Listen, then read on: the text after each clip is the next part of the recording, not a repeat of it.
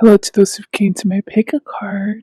You're going to find out how your connection is going. It'll be 6 different piles. This is going to be pile 1,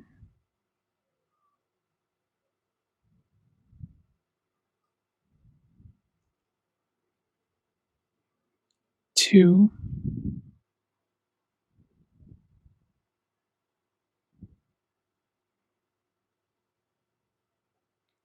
3,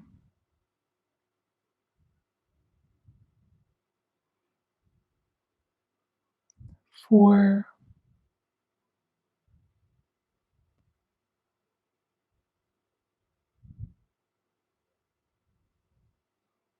5,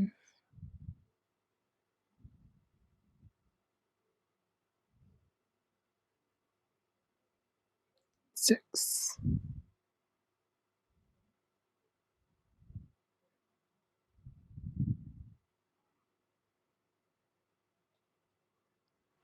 Hello to those who chose to in pile 1. These 3 cards represent what are your person's desires and goals in this connection. These cards represent your desires and goals in the connection. You had a lot of hidden messages come out. We will start interpreting with your person. As I was shuffling for your pile, my throat felt so constricted. Even whenever it came to the outcome, that was when it was the most constricted. And it was like my vocal cords were super tense, like if I was scared or something as I was shuffling for it. So I don't know if that's going to have any meaning. Well, it probably is. That's what I mean. But my vocal cords hurt a lot. I'm not even sick. So there might be a lot of tenseness in this connection. So yeah, we're going to start over here with your person. And they got that their desires are a secret. I don't know if I said that before. I'm channeling the song Para Ser Viernes by Mark Anthony, I believe.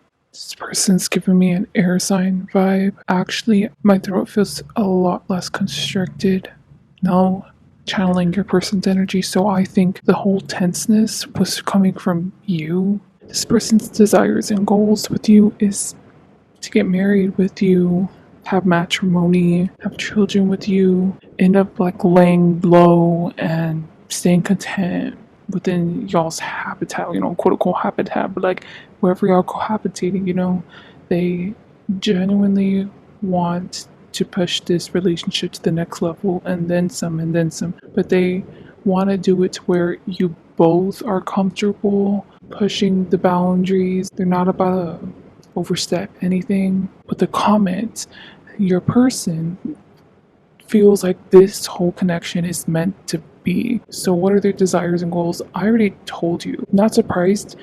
Okay, this can go 3 ways. Apparently 3 ways, I guess.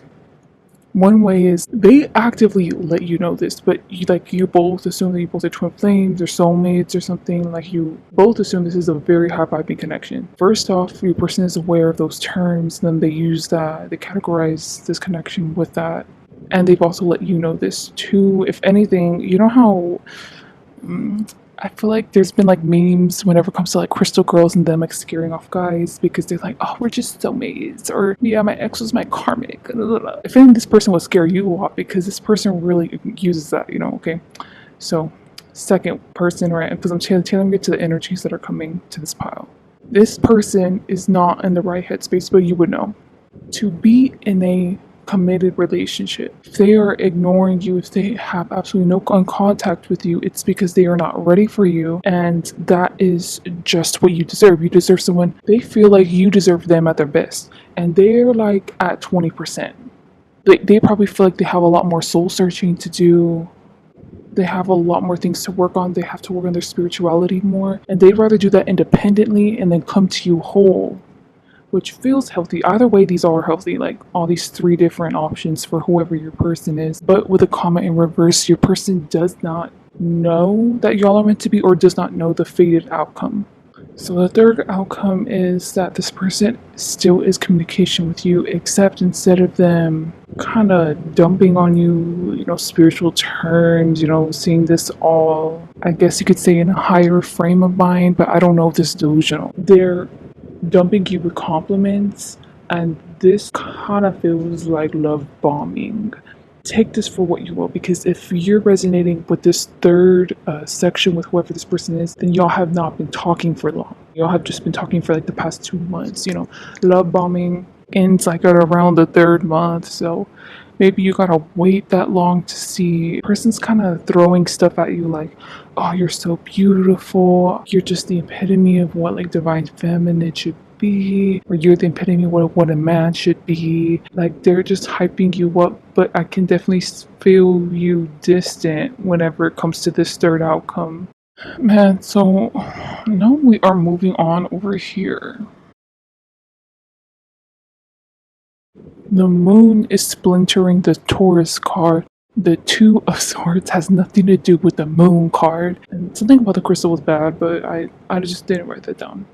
Just to add a little bit more to your person real quick before I move on to you and your desires and goals, their desires and goals, they see you in an elevated perspective and they want you, they want to have you. That's my point. But those three different outcomes we're tailoring to if your person was either ready for you, if they are not, and if it could be someone who regularly blows smoke off of everyone else, including themselves, and they think that they're also ready when they've probably been love bombing other people. They probably have a cycle of that, a pattern of that.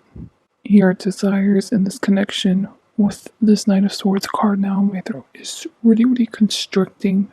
You don't want to talk with this person. I think you want to give yourself time and you hope that your person respects your time and space to be able to process this connection however you want it to unfold. I think you're very confused. You don't understand what is the future or the fate of this connection. Now, if this person is love bombing you, totally makes sense why you're being guarded.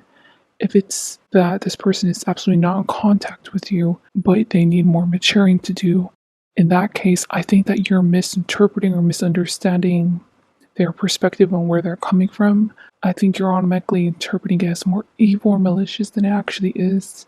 Now, if it's the first one, I think there's a reason why I mentioned about them using these spiritual terms and then them scaring you off. I think that that's kind of what they're doing to you. Like, if anything, I feel like you feel like you're not ready. So, yeah, you just want to keep a distance. You feel like the existence of this person is having you self reflect on your morals, your values, understanding concepts of like society and how they're influencing you. You're really having a whole midlife crisis, to be honest, or like a whole identity crisis, because you're reevaluating the person that you are since you have come into contact with this person, whether it's spiritually or physically.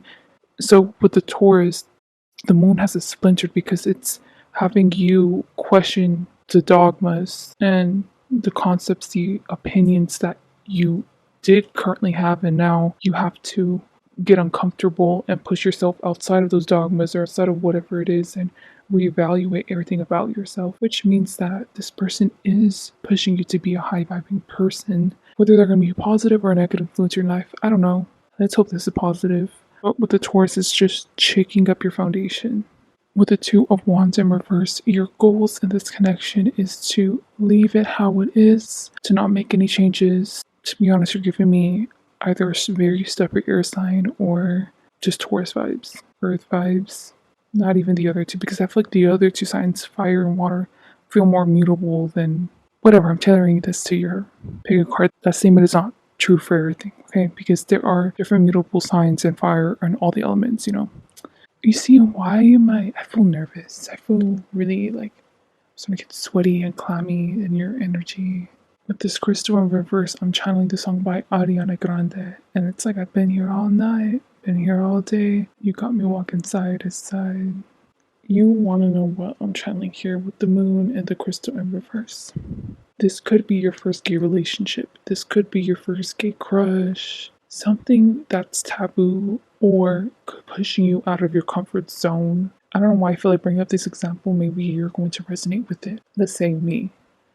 I personally have never had a black boyfriend. If I were to fall in love with a man, he's being my boyfriend. I have had a black girlfriend. But anyways, but a boyfriend, right? Then I would have to have that burden of me thinking, is my family going to accept him and me together? Is his family and his culture, are they going to accept me? Will I fit in? The added stress of that, I'm getting that with y'all. Something about this in society's eyes is considered very odd, untraditional, or no one's odd coming from both of you. Y'all seem like two very random people. How did y'all even find each other? How did y'all even mix together? It's very much weighing on your mind. I think that's very much stressing you out compared to this other person, because this person is going with the flow. They know what they want. They're gonna get it.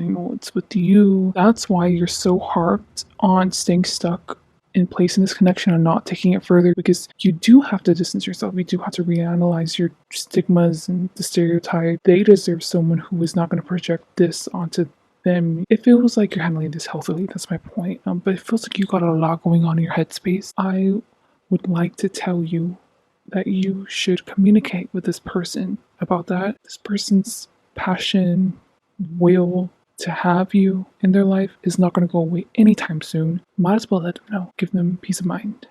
This next section is going to be where you're at versus where they're at in this connection currently.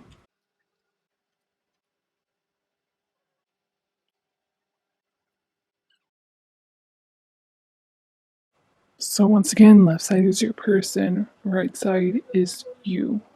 I don't know if you noticed, the swords and the fire suits came out together. So with the 7 and the 6, 7 is the 6. I'm starting with your section first with the 7 of Swords. It's odd because I'm supposed to be interpreting where you're at currently in the connection, but I think that they are making it very, very obvious that they like you, that they're noticing you, or they are constantly giving you gifts, or whatever their love language is, they're constantly doing it with you. I was getting the phrase, "You're so, so, so gorgeous." You feel like this person is either love bombing.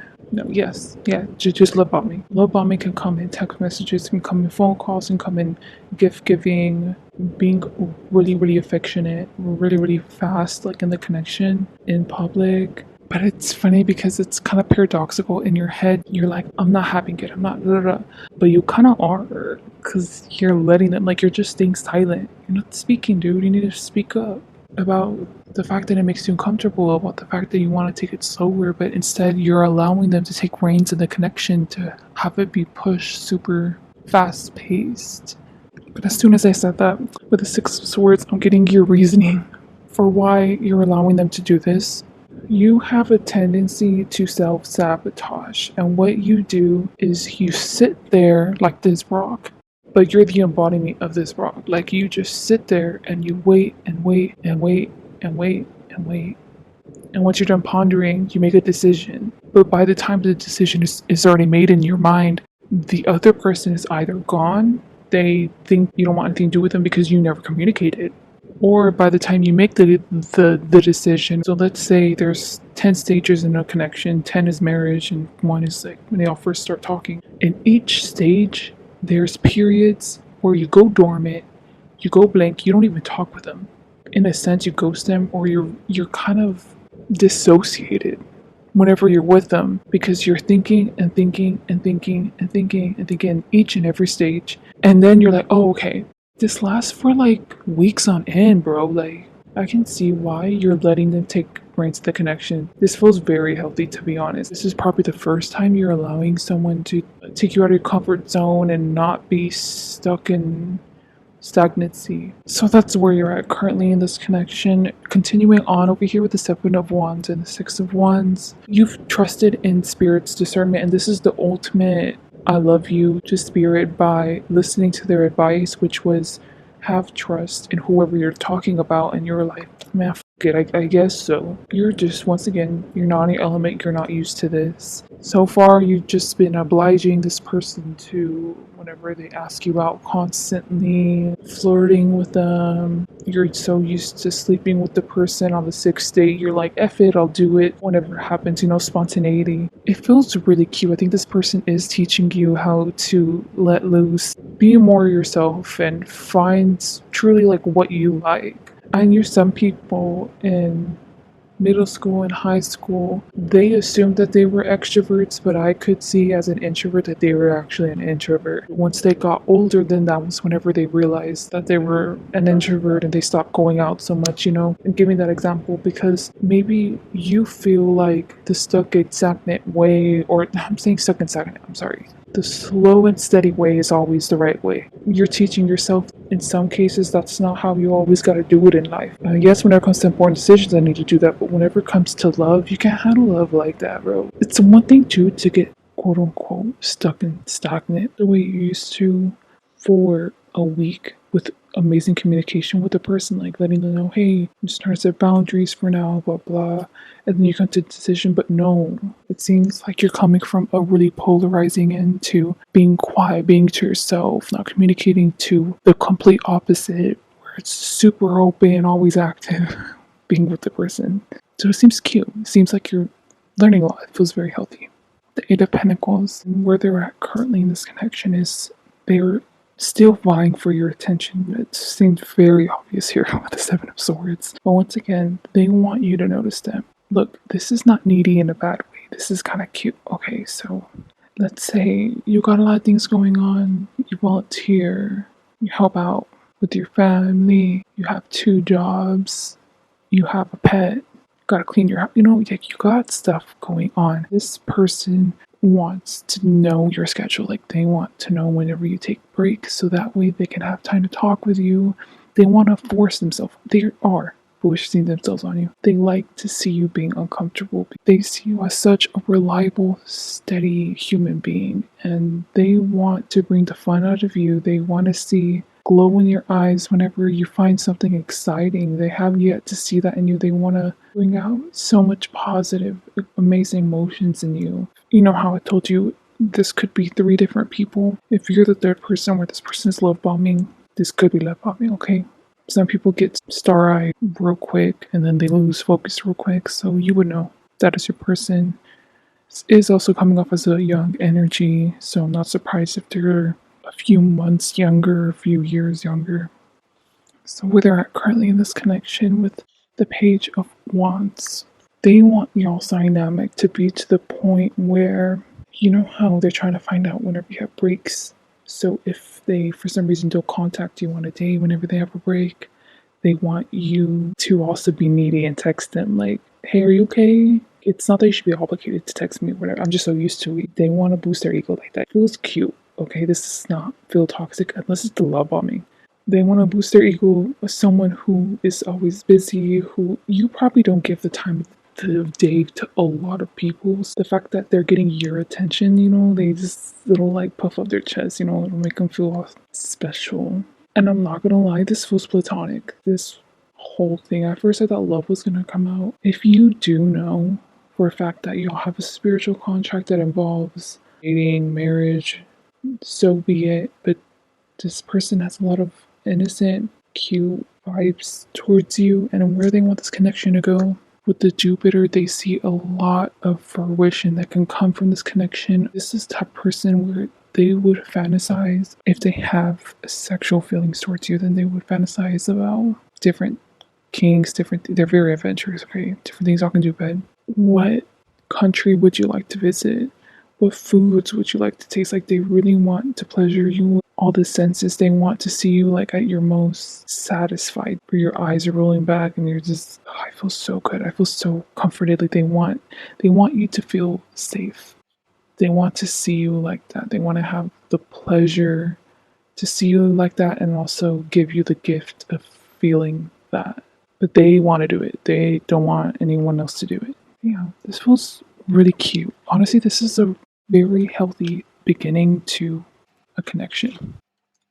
Took a break to watch a very intense movie. There's going to be 3 more powers left, including the one I'm about to let you know about. This is going to let you know, is this connection going to be long or short term?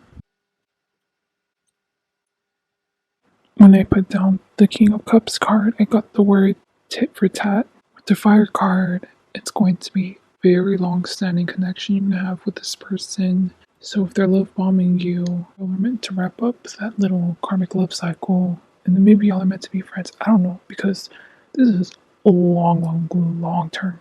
The more that you two are together, the more you have experiences together, the King of Cups, this person is going to grow only more love and admiration, respect for your energy and for your perspective on life. It's more than the word appreciate, it's all encompassing.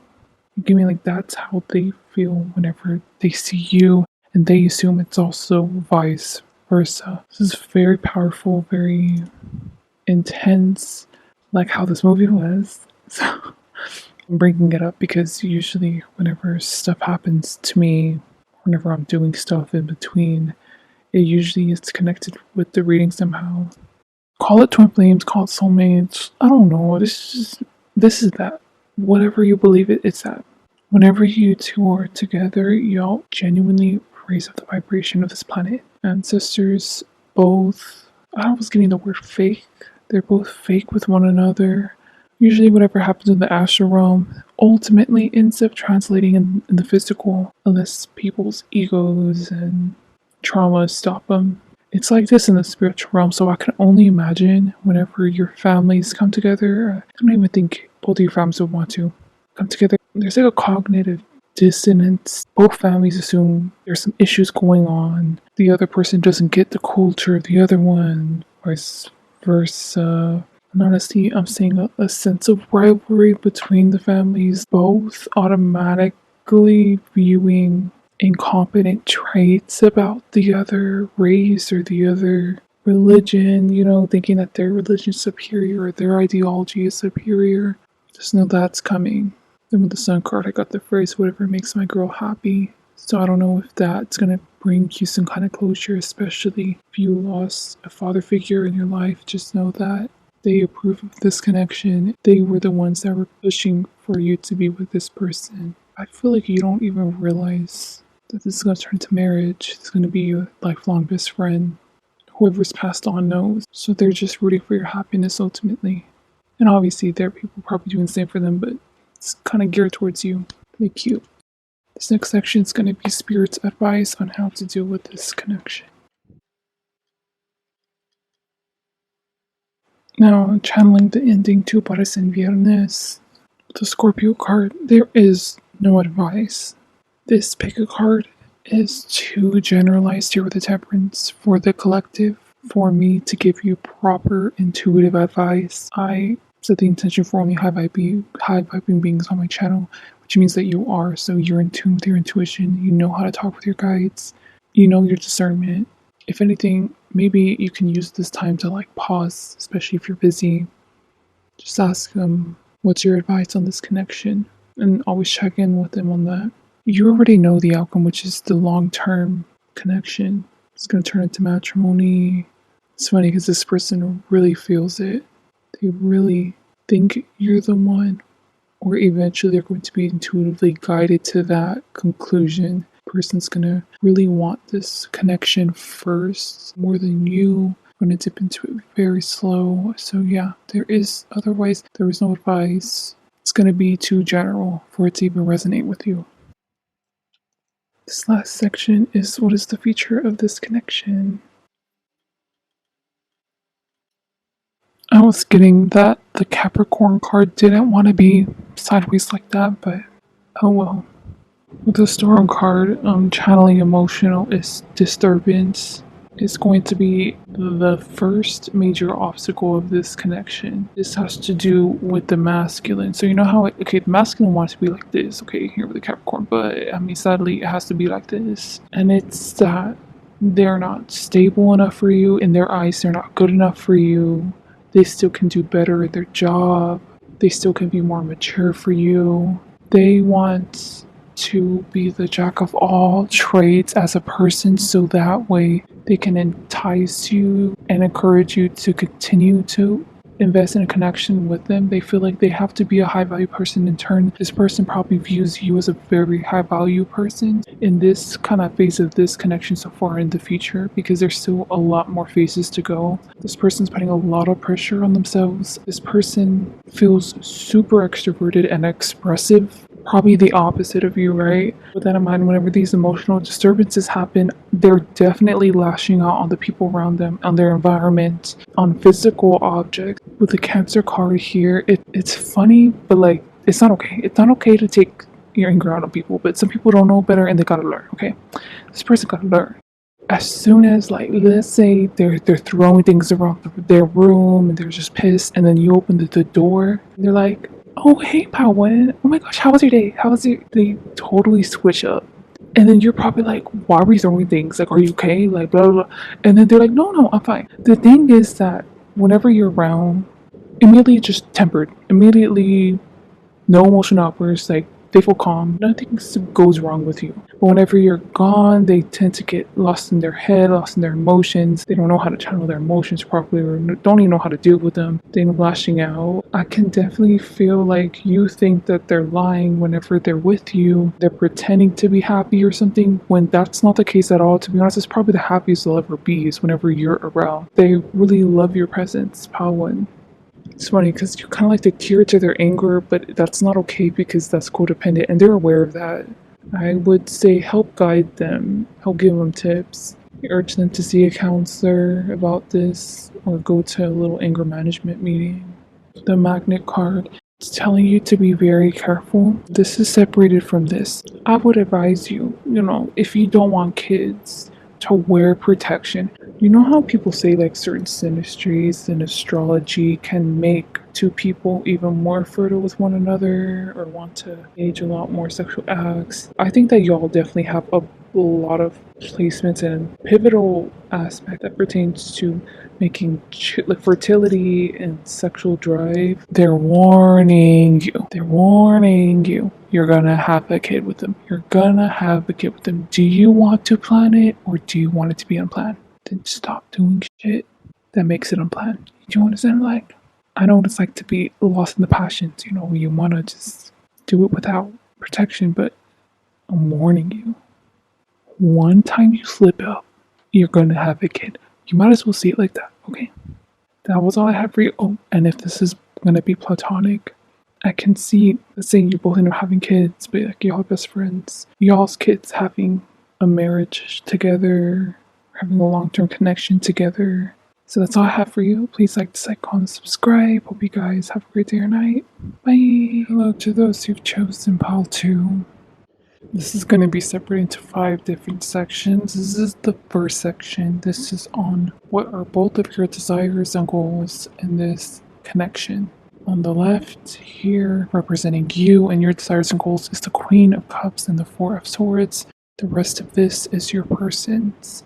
And I would like to mention that I know Leo and Virgo are right next to each other in the astrological wheel.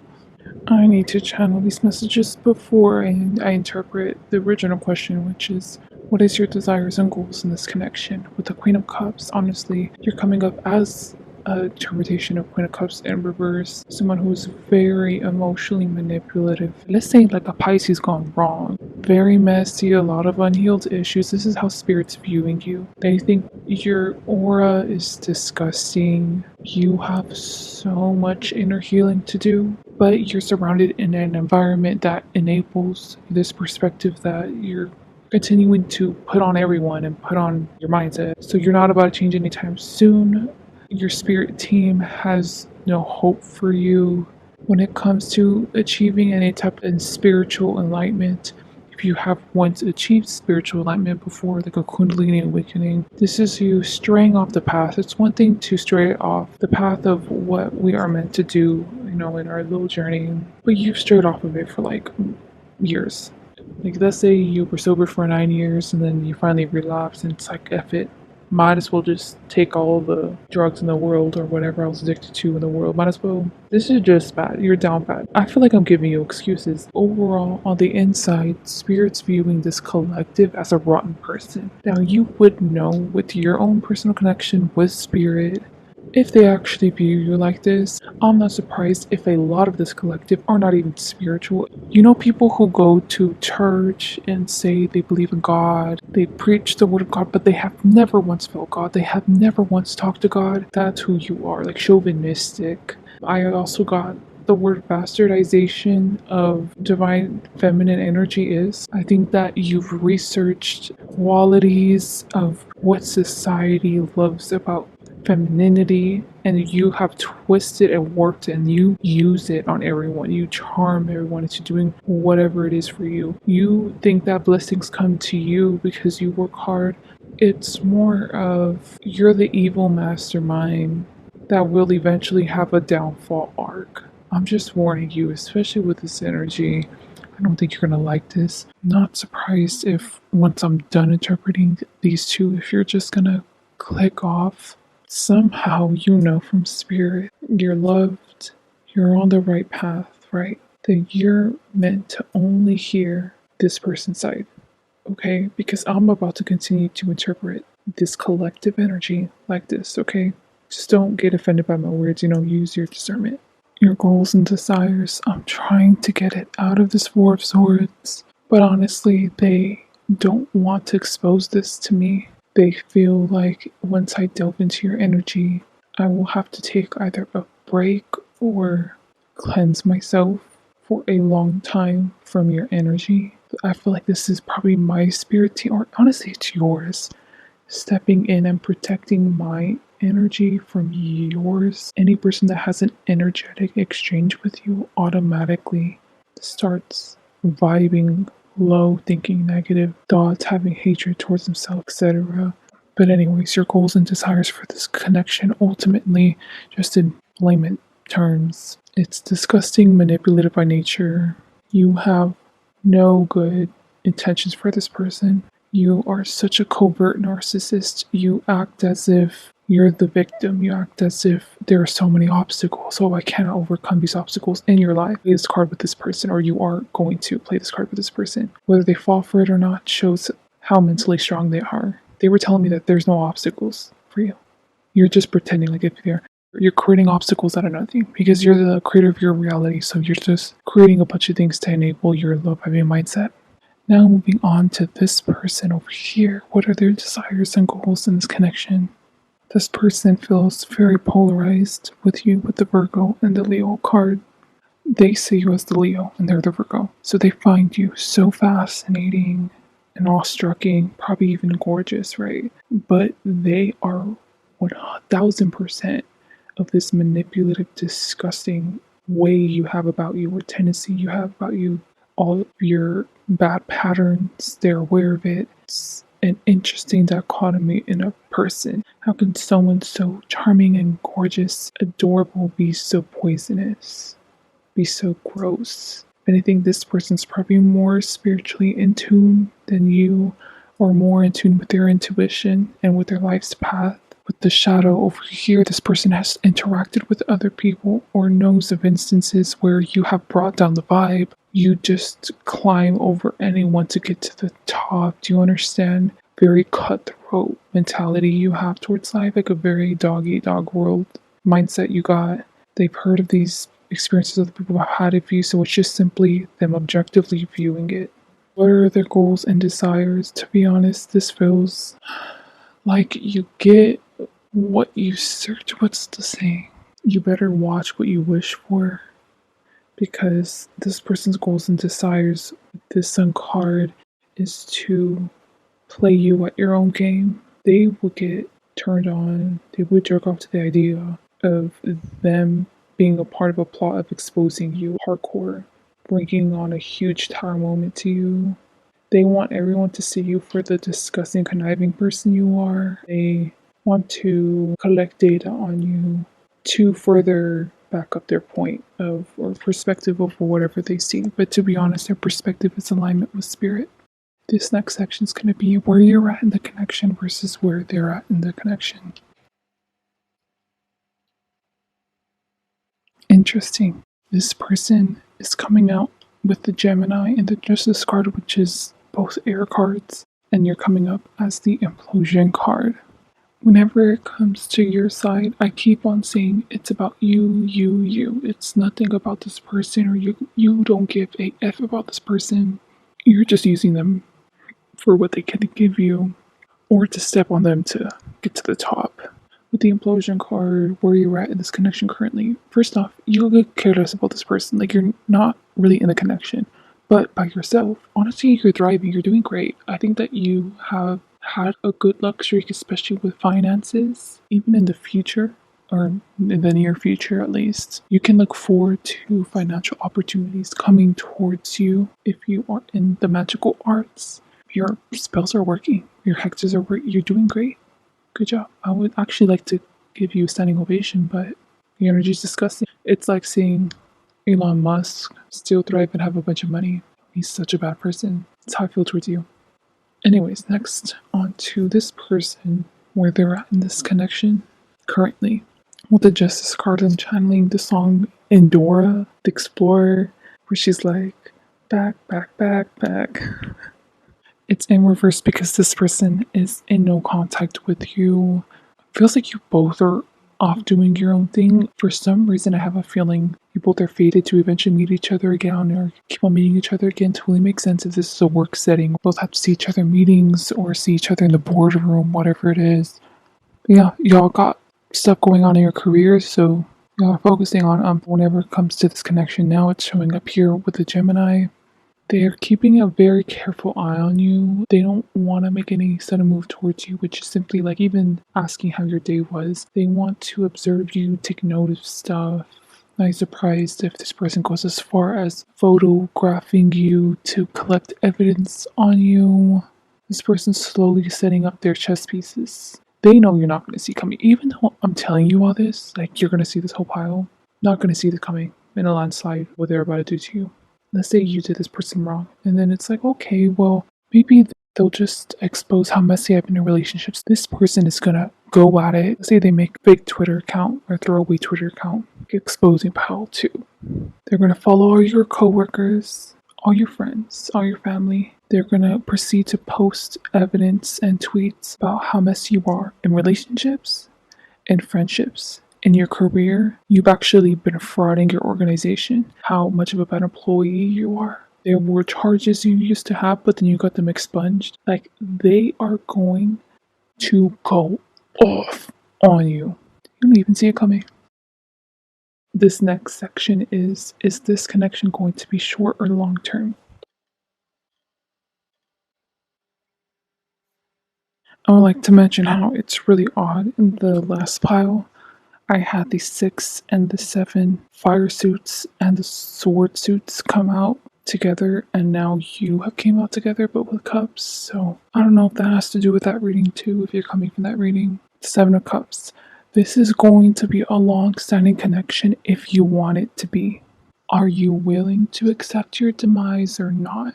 You're at a stage in their revenge plot where you can drop the ego, drop the act, go up to them, drop your mask, and be like, hey, I just have a hunch that you're gonna do me dirty, you're gonna do me wrong, you're gonna expose me. Just wanna let you know that I own up to all these things that, like, stuff like that, like, start from there, take accountability. This person is watching from the sidelines, you getting away with stuff, and you being such a massive hypocrite.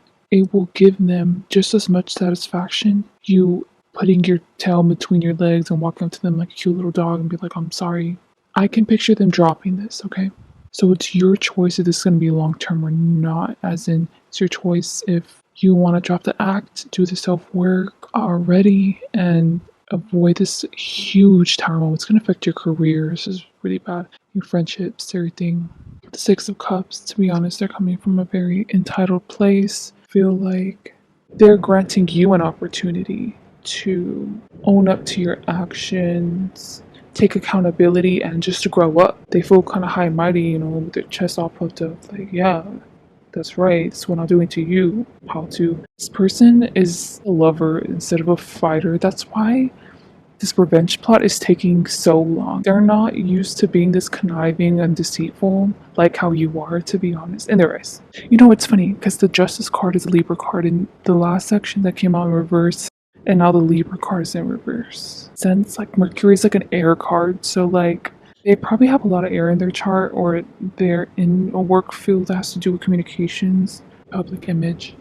Basically, this person is acting like the devil card. I want to use this example is if you keep on adding up debt, eventually the devil will get you, which is like the government, whatever contracts you're binded by will get your ass and make you pay or go into bankruptcy.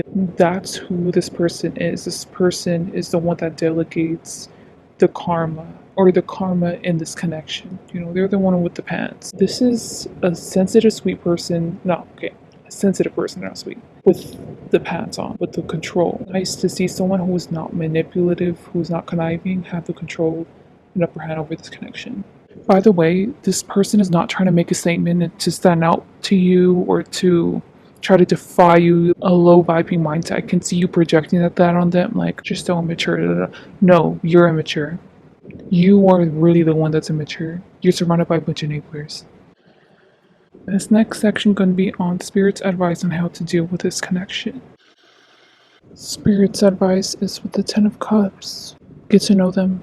Find out their hobbies. Find out their wants, their desires in life. Collect data on them. I guess you can just say it like that.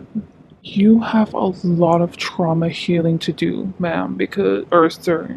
I'm saying ma'am for now, but God, this is just a little too.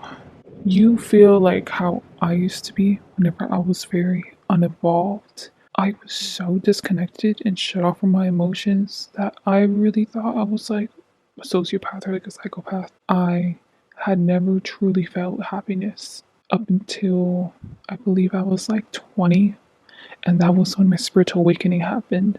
You feel like me prior to my spiritual awakening, super emotionally detached. You think you have an idea of what love is, what a connection is, what attachment is. You have absolutely no idea.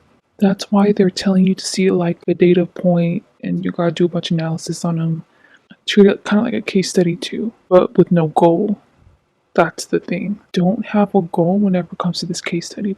Spirit's advice is for you to develop a rapport with them. Try to get to know them, try to talk with them, try to be kind with them. I don't see you having any type of issue if they're petty to you, if they're rude to you, if they're messy to you. You're just very cold and cutthroat. Their advice to you is treat it like a case study. Would you treat your patient rudely? Would you cut off your patient suddenly?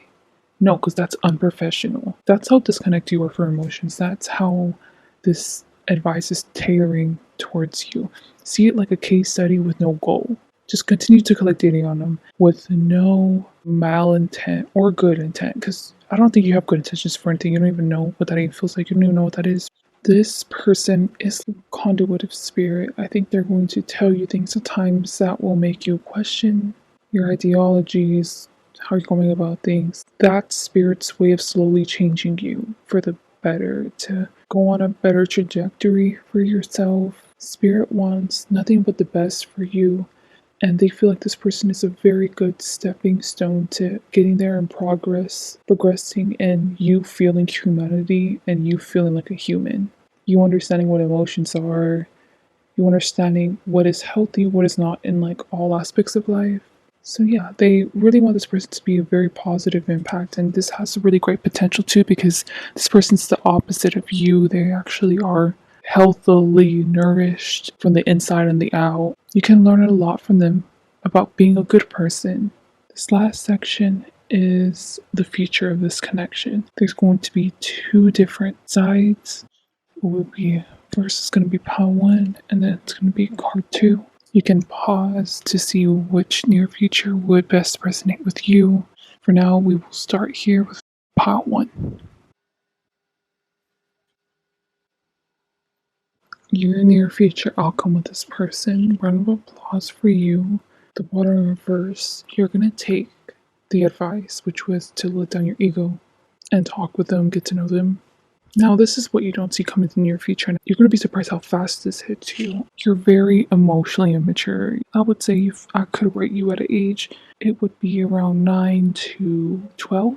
That's the age of emotional maturity you are. Yeah. But you're unlocking that. You're allowing yourself to be in circumstances that elicit this kind of emotion. Oh, what do you know? Because the water's in reverse, it's like they're both triangles. Anyways, this is talking about your feelings. you're gonna quickly develop a crush on this person. This is why like they're triangles, because I feel like triangle is such a basic freaking shape, but it's good to start at, you know.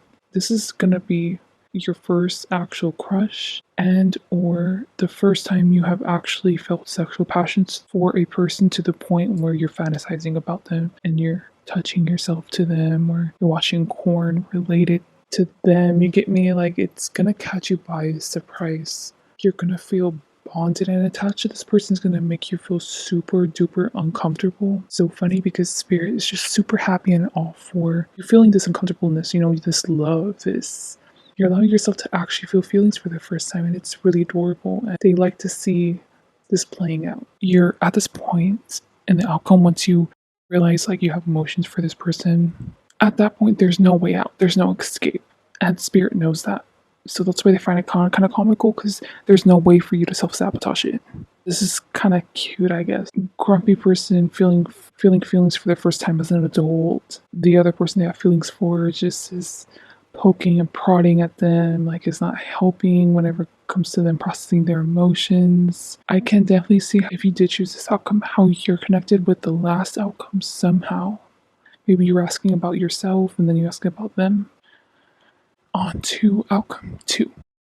You want to know what you remind me of here with this outcome 2? The show's on Netflix and it's called Dead to Me, and you remind me of the blonde character, the main character. She's a mom, and the other brunette is a person that feels guilty. I don't want to ruin the show because it was such an adorable and wholesome show, despite it being very weird. Like, they're both very weird, but anyways. You remind me of her in that, okay, her friend. She would be all close with her. She would be all cuddly and be like, oh my gosh, your hair's so pretty. Oh, do you want to go out and do this? Da, da, da. I mean, character girl was like, I don't know why you're trying so hard. Let's say if I were to try to give you a hug, you would be like, why hug me? But you actually like it. You look, you really like it. And that's what I'm feeling. But the Empress with this person, this is such a cute outcome, guys. Once again, you're going to take my advice. You're going to talk with them, try to get to know them, do some little analysis case study on them. While you're doing that, first outcome was feelings. This one is more platonic. You're starting to see them more as like a brother or like a sister. You're starting to actually care for them instead of love them romantically. The more you see them day in, day out, the more of a bond y'all unconsciously create and the more you want them in your routine and vice versa. I'm also getting up to bring up the example. I'm getting to wrap this up too. So I just finished watching Mob Psycho season 3. It's this little cute little middle schooler, okay? His master was this guy who is a really great con man who's pretending he has powers. But the middle schooler, you know, Mob, he actually has powers. I'm going to bring up this example because there was a point where Mob got so mad that his master was using him so much. He does not pay him very well in his job. He kept on disrupting his times with his friends and stuff, and it was only a part-time to Mob, so he was like, you know what, F it. Like, I'm just gonna ignore you. I'm just gonna go and do my own thing with my clubs and my friends. The master was like, yeah, like, this is gonna be great. Like, I'll do fine by myself. But what ended up happening was the master ended up realizing the importance of Mob.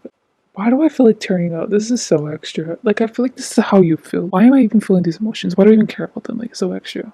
He ended up realizing the importance of Mob in his life and how much he actually genuinely cared for Mob.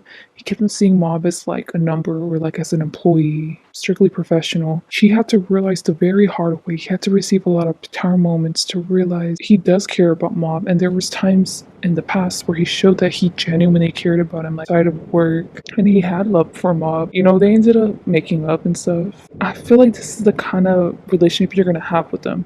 And I think that's the reason why I brought up that specific example and also the example with the girl from Dead to Me, because there was huge tower moments involved in both of those dynamics. You're going to receive tower moments in regards to this person. You're refusing to see this person's worth and their value in your life. You are not even used to seeing people as like a necessity, and you need to start humanizing people and humanizing yourself because that's just a reflection. Just look forward to that, I guess, like, because that's why the Empress is in reverse.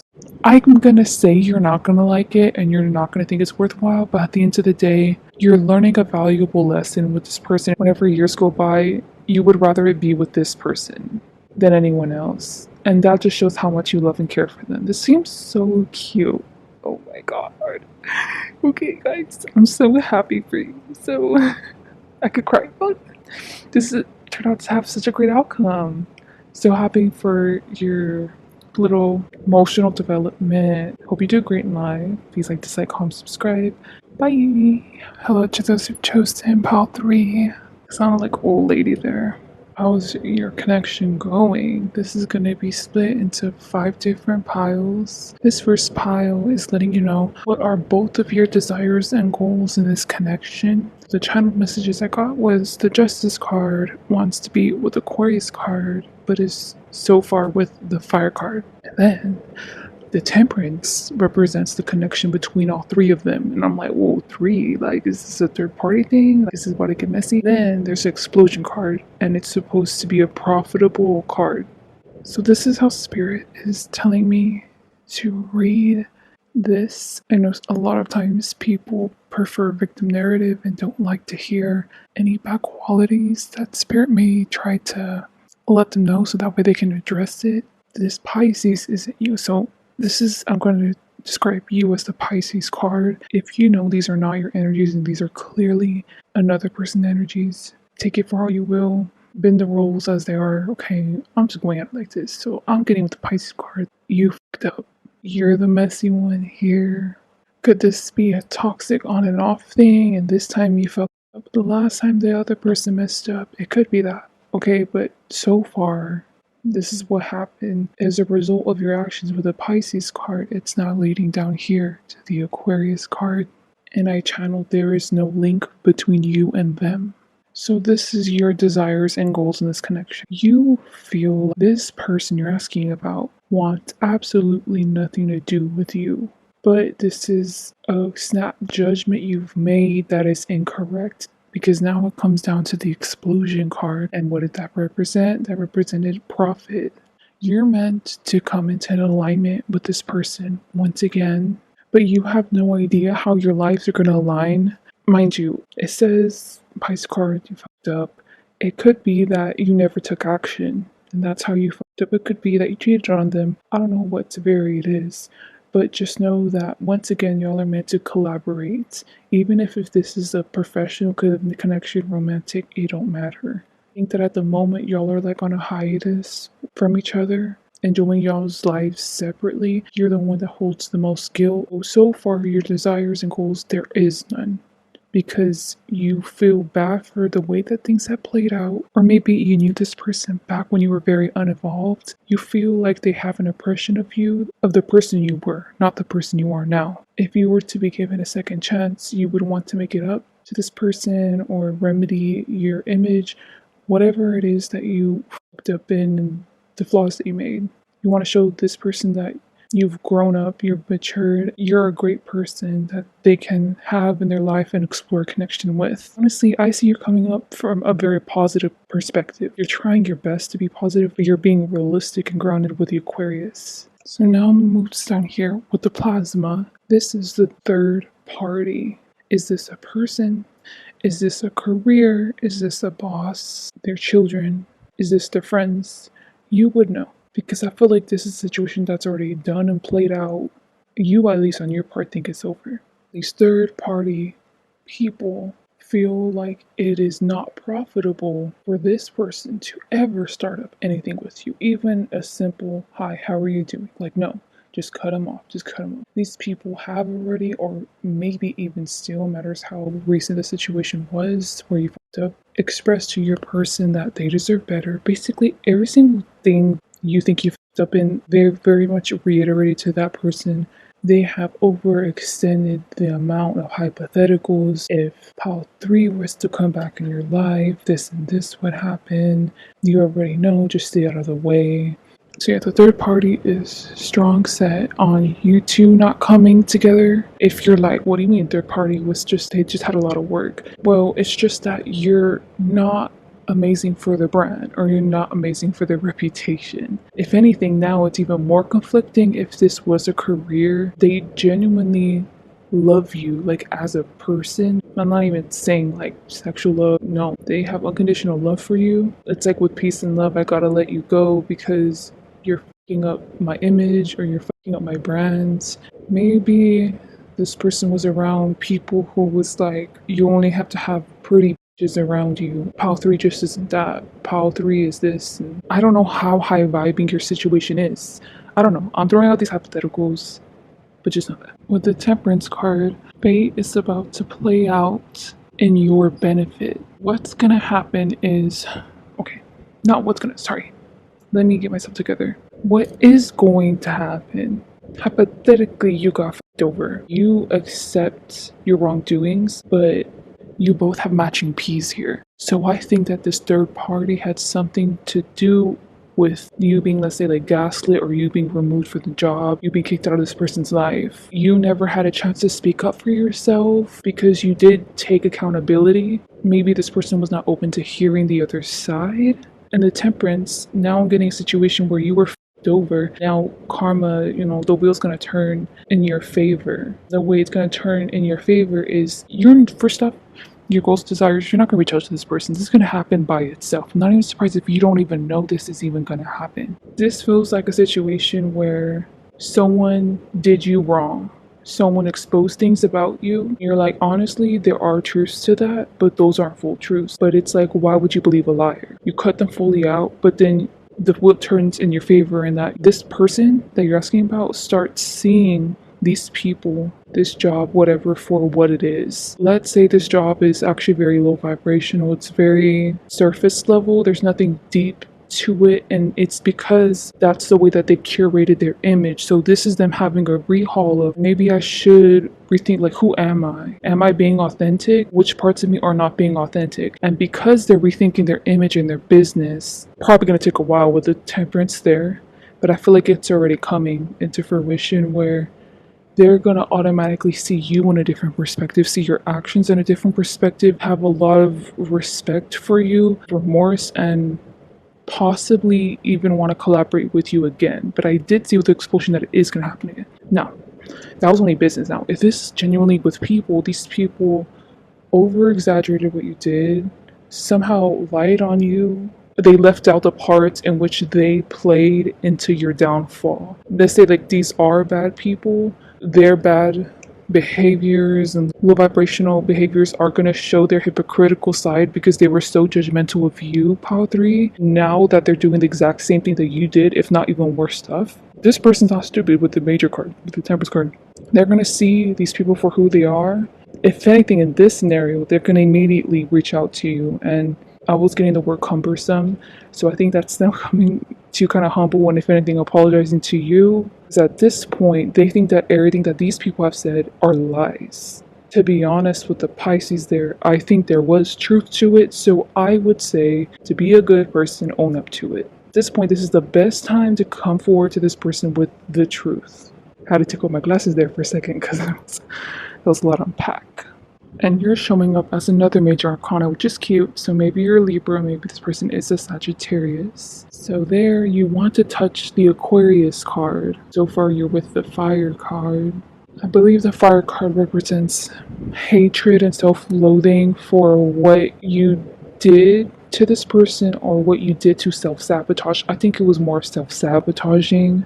There will always be a wound in your heart. You know how whenever someone says that they have a soft spot for someone, you genuinely always had a soft spot for this person, so because you did them wrong, you hurt them, nothing can ever patch up that wound. So once again, it's you sitting there in isolation thinking, nothing's gonna happen, nothing's gonna fix it, like it is what it is. I gotta bear my weight of my karma. I think it's because you're handling this so high vibrationally and maturely, you're gonna be attracting this outcome which you do not see coming, which is them reaching out to you and making amends and wanting to work together again, collaborate, whatever, platonic or not.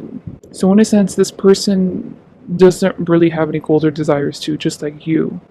Just it is what it is, and the situation is gonna play out like this. This next section is where are you at on the left, and on the right is going to be where are they at in this connection currently.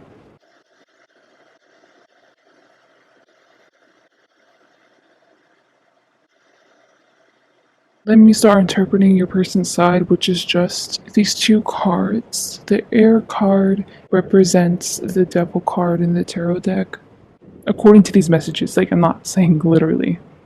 The sun is in reverse because they are still in dismay about the way that this connection played out. They're very heartbroken by the accusations or by your actions, whatever was said.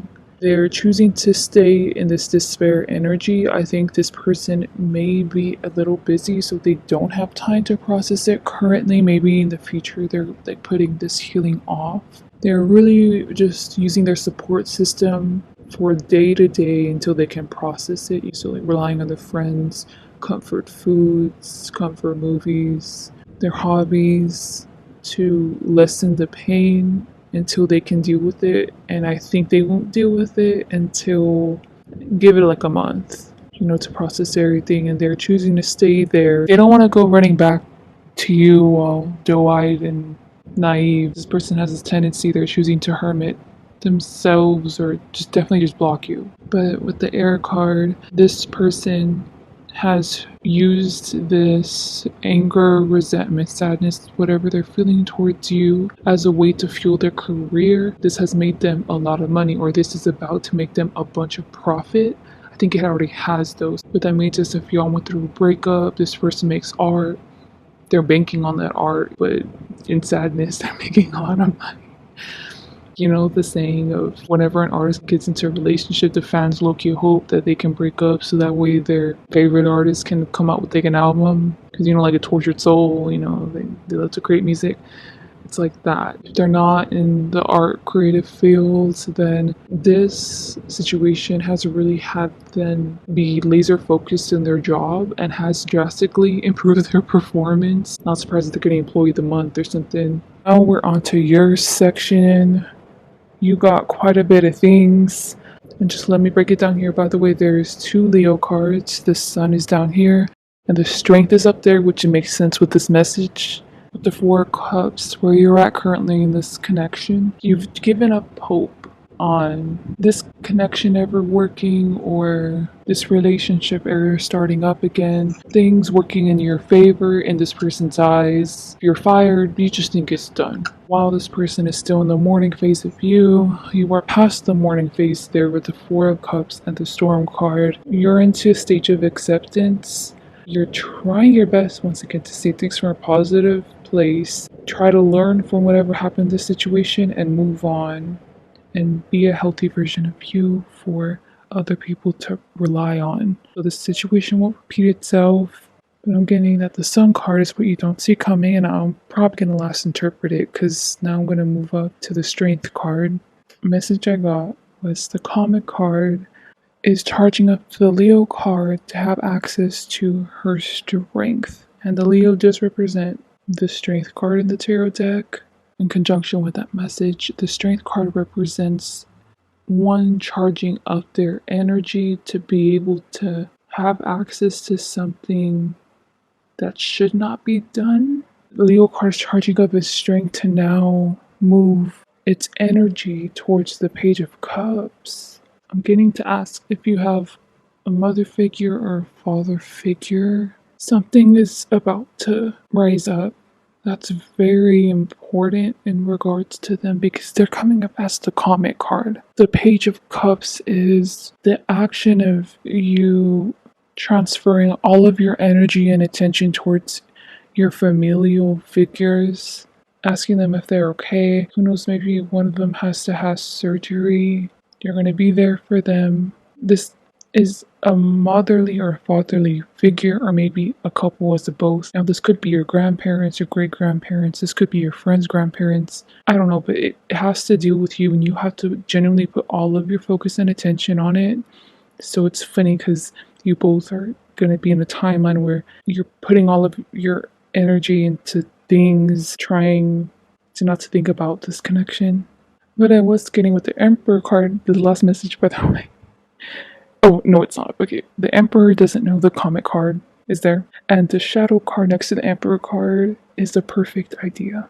So while you're distracted with whatever's going on with your familial figures, The Emperor is noticing you and watching you. Now, this is a great sign if this had to do with business. Like if you're wrongfully fired, right, or you quit, you have, it is not just one with the Emperor, it is many scouts who want to recruit you for the position that you've done. And if anything, it's going to bring in a lot more money. So this is where they're coming at it from this perspective. If you're talking about a professional setting with a shadow, this is word of mouth. So you have a great reputation. Someone told or is telling other people like, hey, Paul 3's free for this position she not working for, or he not working for his job anymore. And then they're thinking, Paul 3 was paid, let's say, 300K for that job. I'm offer them 600K. Including that, it's going to be a lot more responsibility, but I can definitely trust Powell 3 can be an exception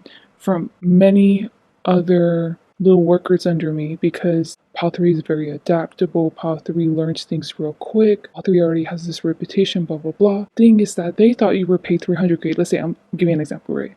But you were actually just paid $10 an hour. They hold you to this caliber. And they thought that you would be paid at this caliber.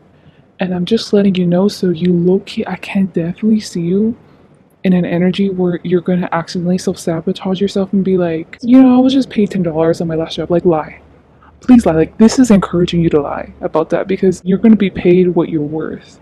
And you need to accept it's going to hit you like a freight train, girl, guy. These offers, these high ball offers, bro, do not lowball yourself. You need to upplay yourself. You need to think that you're the shit because you're coming up in humble energy. You're coming up in accepting energy and honest and loyal, trustworthy, friendly energy. And it's like, you need to get into the emperor energy. Okay. They're going to hit you up with this offer and it's going to really blindside you because you were just focusing on trying to help out your familial figures. If this is not business or a professional setting, the Emperor represents a platonic intentioned person. This person had nothing to do with the fallout between the third party, between you and your person, but they know of the situation. And with the shadow card, they want to give you a helping hand. They feel bad for what has happened to you. It's gonna slap you once again like a fucking fate. It's gonna run over you, get broken ribs out of it, but it's still so worth it because it's like going to a thrift store and you find the most stunning pair of Gucci heels. It's like that. This person randomly wants to, it's like a Gigi Hadid randomly hits you up and it's like, hey girlfriend, I heard what happened with your friends and I think that that's fucked up and just do you want to catch something to eat later? Like I've heard great things about you. This and it's like, I don't even deserve Gigi Hadid. Like what is going on here? What kind of offer? You're stunned, you're shocked, and it's gonna slap you in the face. Okay, but you need to stop underplaying your energy because other people. So sorry, there was a change. I needed to answer someone's questions. Basically, know your worth. There's a reason why high caliber opportunities or people are coming to you and presenting their highball offers, and it's because they automatically assume that you're just like them. Even if this is just a boss, they're going to have a lot more respect for you compared to the other employees because of your past experience and because of what people have said about you. So yeah, just going back down here with the 4 cups and the sun, it just feels like it's not that you're rejecting opportunities, it's you're limiting yourself to realizing the full extent to what you deserve. That's why your pay is not increasing, the quality in your friends is not being better. This is why your environment is not improving. This is why you yourself are stuck in a place where you can't heal further and improve yourself to be a better person because you don't get it. Just see it from a different perspective with the sun. With the sun, I'm getting the vibes of someone experiencing a spiritual awakening, up and leaving their home and starting an entirely different life. Now, I'm not encouraging you to do that, but do you understand that extreme energy where after this spiritual awakening, it's you seeing things from a different perspective, you thinking that you were stuck when you were not? One other example I'm going to provide, okay, then I'm going to end this, because maybe it does have to do with your relationship thing. Is right now I was talking with a guy, he was posting all like, oh, all girls want to do is sell OnlyFans or cheat on their man, stereotyping women to a promiscuous role. So then I replied to him, which by the way, and I never do this, but I felt very confrontational today. So I was just like, don't you think maybe there's a very small percentage of women that are like that, and there's actually a lot of women out there who are actually normal, who actually don't do that stuff? Have you ever thought about that? He just kept on trying to make excuses because he also asked me for advice on like picking up women. Gave him advice, but he didn't want to take it because it was gonna like you could tell it hurt his ego. So he just completely pulled it off his head and starts trauma dumping on me, and I was like, you don't even know. And the thing is, I used to be like him, not like thirsty, but I used to. That's so me. I used to be unevolved and see things from such a limited perspective because I couldn't regurgitate anything high vibing. You get me? Till I started doing my spiritual shit. So maybe that's what you need too. This next section is this connection going to be a short term or a long term connection? Getting the lover's card doesn't want to hear about what the Five of Swords got going on, how they're feeling about situations and stuff. With the darkness, this is going to be a temporary connection with whoever you're asking about. Even whenever y'all come back together to collaborate, this would totally make sense if this is business, just being professional. If anything, in that scenario, the sun and the moon, the sun sets on the connection, the moon comes out for a period of stagnancy, and then y'all come together to collaborate again. This was a love relationship. This is over and done with. From here on out, love connection, even a friendship. This comes and awakens again, right? You're gonna come and get together again. It's just gonna be strictly friends. And if this was already a friendship, there's gonna be boundaries. It's not gonna feel like a comfortable connection like how it used to be. And everything happens for a reason. Remember, I told you the message about the lovers towards the Five of Swords. The Five of Swords is one person. You would know if this is going to be you or is this going to be your person. So they're going to be stuck, like how I told you, in a low vibing mentality and not want to get out of it. Like, you know how I told you that guy I was texting with? They're going to be that guy. They're going to continue not to evolve, blah, blah. This could very well end up being you because you could have, with the Emperor, rejected their offer or self-sabotaged it once again. Then in that case, that is you. One person is seeing things from a higher plane while the other person is still stuck and being low and stagnant. This is why y'all can't, for a very long time, but I'm getting probably for the rest of your lives, come together because one person out of the situation, and I don't know who it is because you both came up as major cards at the beginning, rose up for the situation, learned from it, and became high vibing. The other person sadly didn't grow, but I'm keep on getting with the seal card, like this is warning you that this could be you. I was not getting it was you. I was getting it was one person, the connection, but don't be that person. Have it be that person. Have it be you looking on this person, hearing whatever this person's going through. Maybe they come to you for advice once in a while. Have you be the one being living your best life because this person's going to be in bad patterns with any kind of relationship, with themselves, with drugs, let's say, with their work. They're not going to grow evolve. Even though I told you that. This last section is what is the future of this connection going to be? The moon card. Oh, sorry, I said it wrong. The crystal card is what you, Path 3, don't see coming. Everything is about to change and shift within this year. By the time this year is over, you're going to look back, even if this is the end of the year, by the way, it's showing that this is wrapping up. The higher vibrational person is going to fully put this connection to rest. As in, they're never going to be hitting up the low vibrational person anymore. They're not even thinking about them, to be honest. Only the low vibrational person it's like a one-sided connection. Only they're contributing to it. And you specifically don't see this coming because you always thought either this was going to stay stagnant never evolve. Y'all never talk to each other, or y'all are always talking like it's gonna be always how it used to be. But no, it's gonna be different. Different dynamics because of whatever played out. I feel like I'm hearing crickets, to be honest. Please like, dislike, comment, subscribe. Hope you guys have a great day or night.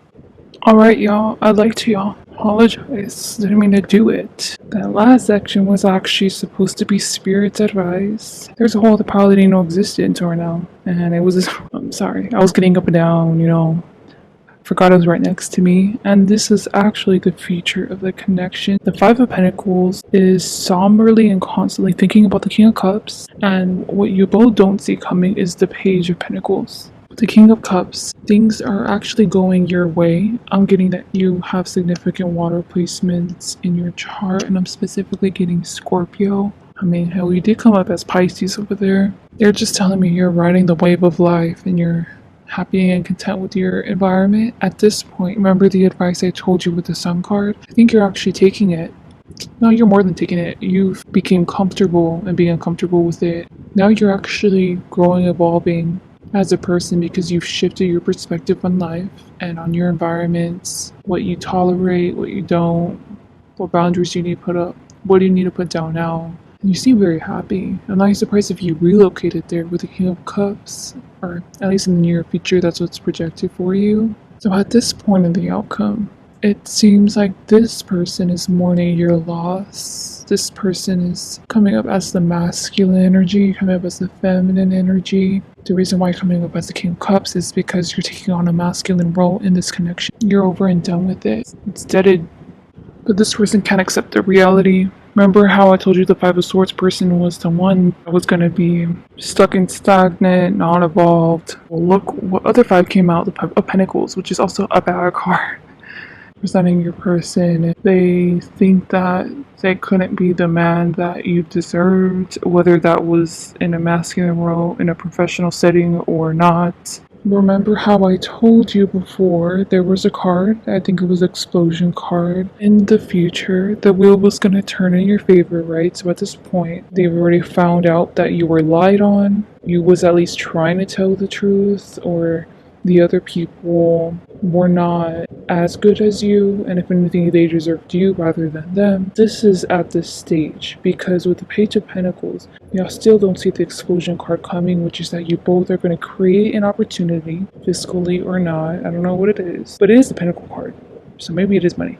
But y'all are coming together to collaborate, but you both don't see each other in one another lives still. Like y'all would have no idea how y'all would interact, how this would play out. Yeah, so really interesting how this timeline has shifted, and maybe they gave you that advice before. Remember with the moon, whatever the crystal card was, easier to not hold on to hope and to move on from someone and better yourself than to hold on to hope, because it's going to slow you down from progressing further in your growth. I think that's why. So in a way, they're kind of trying to trick you there. Because it was right next to me. I mean, I could have just put it down, but I just saw this all late, so that's all I have for you. Now, bye, okay? Like, dislike, comment, subscribe. Hello to those who've chosen Pile 4. You want to know how your connection is going with whoever you're asking about. This will be separated into small little 5 sections. This is the first one. This was supposed to ask, what are both of your desires and goals in this connection? But I got none came out from you. Like, these 3 cards are only showing this person's goals and desires. A channeled message I got was the error card is the antithesis of the Seven of Cups and the Knight of Swords.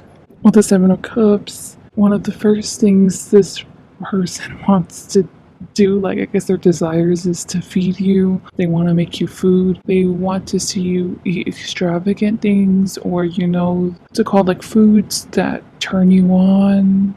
One of them can be clams, another can be grapes, like sensual foods. I think they're really into watching you eat. They really like your neckline area. This person really wants to get to know you. The Seven of Cups, right? Because I was channeling all that, looking up at her face, and now going down to the gown. It feels impossible to get to know you. At least in this person's eyes, I don't know if this is they're in the Eight of Swords kind of vibe or if they genuinely are blocked. They're surface level. They can't get to know you any deeper or further. There's a boundary and they respect it and they don't plan to, at least anytime soon, try to cross it or even test it. They want you to see them in a favorable light. This feels like the kind of person where they'll like feather for you. What's it called? Flock? I'm sorry, I'm forgetting terms right now. It's a phrase that encapsulates when a male is trying to attract a female. Birds, some of them do a dance and sing a song, right, with their friends. Other birds, like peacocks, they show their big, huge, beautiful feathers. They try to do a dancing ritual to attract a woman. But this is clearly probably human, right? Unless you're all furries, but anyways. Especially if you're noticing recently if they're posting shirtless pictures. Okay, I don't know how this person flocks, or I don't know the saying. Oh, peacock. Oh, there. I don't know how this person peacocks, but it's either they're showing off their muscles or they're showing off their smarts. They could be showing off they're doing really good in their business or really good in their job.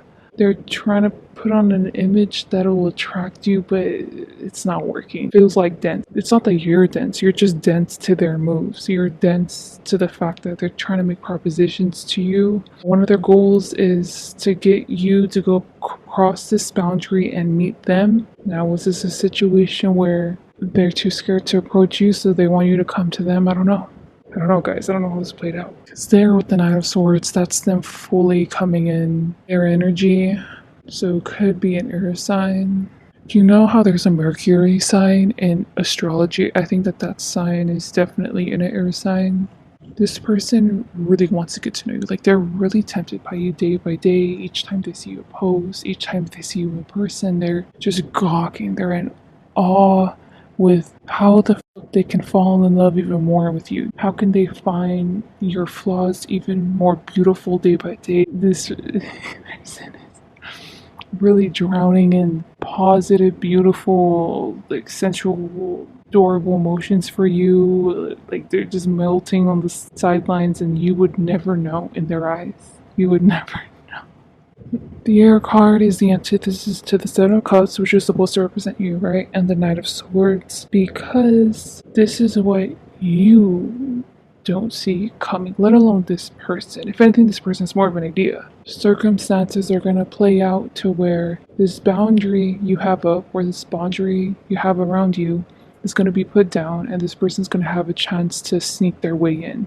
Ironically, there's a lot of air going on here, right? I don't see any talking. I don't even see any communicating. I do see some action, though. So, say this person is eavesdropping that you work at a certain place, and person will be your stalker. This person will, whenever they can, watch you. People watch you. This person will disguise themselves multiple times just to make you feel comfortable in the fact that you don't know that they're watching you. Another way is, say they find out your Facebook name or your whatever social media name, it's a public profile, so they're able to see everything that you post, but they just found out and it's like, oh my god, that's another way I can get close to about four going on. And they're getting excited and they're just watching you from afar, constantly stalking your page. But this is not the type of person, if they don't follow you, to watch your stories. They'll definitely try all the ways to do everything but alert you. There's such thing as an Instagram story viewer. You can look it up online, low key. I sometimes use it, okay? What you can do is you could type in the username and you can watch their stories, even if it's like private or public. I believe a bot will watch one of your stories instead of this person's account name showing up. Person's all about whatever you do, specifically for your career. So far, at least, you can't do anything wrong in this person's eyes. Like, let's say you're working at Stripes, making like $8 an hour. Just like, oh my god, just look at Power4. Run that cashier. Oh my gosh, these people are able to talk to Power4. But this type of person where they'll never order anything. The Stripes, like, they'll look around or they'll pretend they have to use the bathroom. It's because they're too scared to talk to you. So yeah, my point is, it don't even matter your socioeconomic status. Even if you know this person is in a superior position, they don't give a fuck. They're all about you. But I will say, with the Seven of Cups, I feel like that's representing like a muse's card. So This person could have other muses or did in the past, or this is their pattern. So they have a muse right now, but they can move on to another muse when they get bored or once they start seeing your flaws or something. That's just a warning. I'm not trying to spoil it, but maybe that came out for a reason. This next section is where are you at in this connection versus where they are at in the connection. These two cards are supposed to represent your person. These cards are supposed to represent you in this connection. Phrase I got over here was stay low key and let people assume, which is definitely this person's kind of vibe. In the last pile, in this specific section, your person's side, the sun also came out in reverse and only 2 cards came out, so I think that's really weird, especially because I shuffled them all upright. So maybe if you felt drawn to that pile, I would say watch it. I'm gonna start with you. With the magician, I'm getting in general in your life, you're a manifesting machine. You're manifesting opportunities left and right. And I'm getting the phrase, you're too old to be humble or concerned with other people's opinions of you. Funny, it reminds me of maybe you are an older person. I noticed whenever people turn a certain age and they're old and they just don't give a fuck. They don't give a fuck. They're gonna get in trouble. They don't give a fuck if they're gonna offend you. They just say what has to be said in their minds. You feel like in that kind of bold energy, like you're unstoppable. Your perspective is limitless. There's more to come in your life and all aspects of life. It feels like crazy because it is true. Because I mean, the magician came out. The 9 of Cups. You consider this person as like a dear friend. Your connection with them would be or is adorable. Surprisingly, to this person's perspective, right? Because they think you don't know them at all. You do actually notice them, and there's a reason why you're asking about them. You see them in more of like a platonic way. You see the potential between y'all to grow unconditional love, but you're not looking for, romantic love with this option. I was getting the water card saying, what are you going to do about it? With the Ace of Swords, I'm getting the scenario of tailoring clothes. This is further confirmation, right? If you're in the scenario. But in the card, it's them getting your measurements because it's a service. So you're just like, okay, I'm offering this information up to you, but they're already freaking the fuck out inside because they're like, oh my gosh, I can go to the store and then I can go in the women's underwear section and now I can know what size Power 4 wears right now. Or I can now know what bust size Power 4 is. And then anyways, you give them your information, tailoring something on you, and they're being 100% a creep about it, but you're like on your phone or you're not paying attention or you're falling asleep. You're not realizing that they're creeping on you. They're really checking you out. They're really sexualizing you. The water here, I think the way you handle interpersonal relationships in general, you're very flowy and kind and sweet to people. This is just how you're treating them. But know that this person will walk all over that, and you need to have boundaries with them. It's the reason why it started off with this person saying, oh my gosh, Power 4 have boundaries. What do I do? Those boundaries were divine protection for this person, okay? This person will walk all over the kind and empathetic nature you have. They don't want to be mean to you. They don't want to embarrass you. That's the last thing they want to do. They want to have you to themselves. They want to be in a relationship with you before you get it through your head, okay? This can never be platonic with them. Stop projecting the way you see people onto others, okay? Other people don't think like you, bro. And especially this person, this masculine energy, will always check you out. It'll never be platonic, or at least on their part. No matter how much they say it, even if you're like, what do you mean? I just hung out with him. Like, I don't... Stop. Stop being toxic, because you're being toxic because you're not listening to the message. You're not taking it in. On top of that, you're clearly ignoring red flags. Come on, girl. Come on, wake up. Wake up. Do I gotta slap you up? Come on. Let's go. So now we're on this person inside and where they're at in this connection. I'm getting interpretation, right? Spirit's telling me to see it in a lens where if this person is in a phase in life, so they're not always a pervert. This person's definitely thinking about sexual things with you, what you can do to them. This person is in a sexually active phase in their life, so they're sleeping around with other people. At this point, this feels like they would love to conquer you, get you in bed. But I will say, There have been thousands of men who have messaged me, right? And I'm not easy, so like I just say one thing that'll be like hard for me to get, and they'll just block me or they'll just leave me a red or something because they want something easy.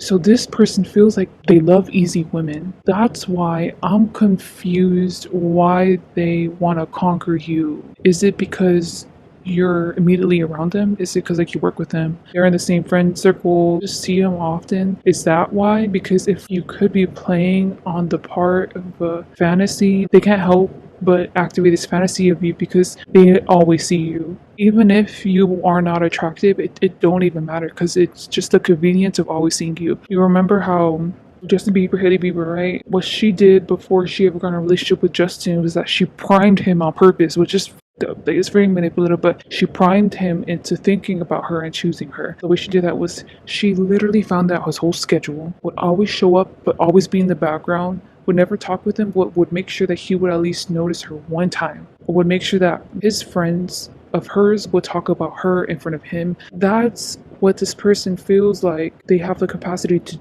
like, this is what they are doing or what they really, really desperately want to do with you. That's why I'm just confused because this person likes their typical MO is easy people or just to go on Tinder, sleep around.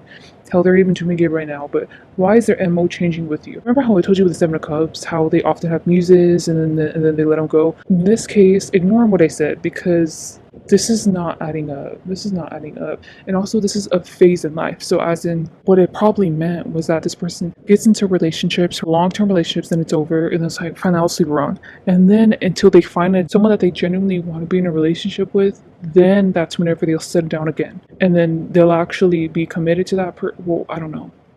Allegedly. Allegedly. They'll be committed to that person and then they'll move on. I'm just throwing a hypothetical because this person seems kind of weird, okay? But with the Aquarius card, this is more of their sweet side coming out. Funny because this is another air card. I was getting sweet things coming from the air cards in the last section. They just want to caress you. They want to put you to sleep. They want to pat your back to sleep. They want to hold your face. They just want to take in all of you, all of your naked body. It does not feel sexual or like bastardized, like in the sun card. Because in the sun card, what they often do with probably women or beautiful women or women like you or something, they usually just see them as sexual objects. This is definitely a type of person where they don't have women that are friends. If they do, it's because they're like down with them, like they're not taking them seriously. To you, they have a lot of sweet, soft, loving, adorable, passionate intentions towards you. Like, then they want to show you this, but there's a reason why you got a warning from spirit here. Interesting how complicated that was for such little cards. This next section is going to be, is this connection going to be short term or long term? Put down this card. You want to know what the channel message was, guys? You want to know, and it's funny because I forgot I even wrote this down. I was genuinely just intuitively interpreting the messages. You think it's not meant to be, but we know it is. And then you got the winky face with the smiley face. I'm getting the word short notice with this abyss card. This is coming at you like a freight train. Imagine walking in the middle of the night before you cross the railroad tracks. You look side to side, there's nothing, and as soon as you cross it, oh my gosh, train hit you. What's going? It was a ghost train. You didn't even see it coming. You didn't even see it coming. If anything, you asked about this connection like as a joke or because you got an intuitive hit. Nothing tangible in this physical reality whenever it comes to this connection. So Spirit's telling me that this person's gonna wipe the floor with you.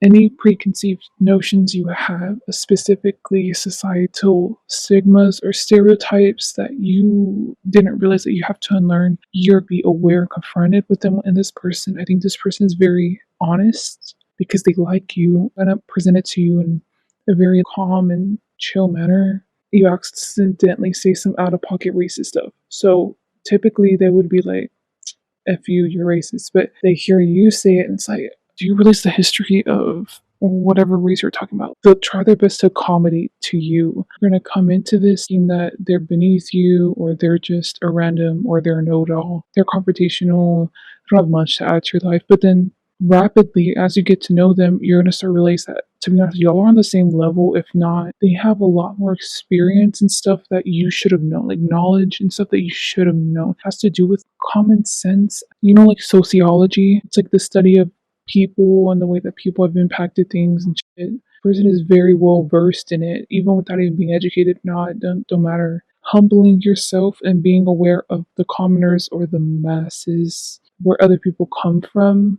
It could be you have like an elitist perspective and you've always been raised around money. I don't understand how poor people can't just start their business. They just have to put in the work when you are not taking into account poverty consciousness, gangs. Trauma runs through your genes. You believe this is all nonsense, this is all hearsay, but this person is going to teach you otherwise, and no other person could. A lot of people have tried, or people in the past have tried to make you aware of your ignorance, but this person is gonna kindly slap you in the face multiple times with the truth. You're embarrassed and you're gonna be humbled.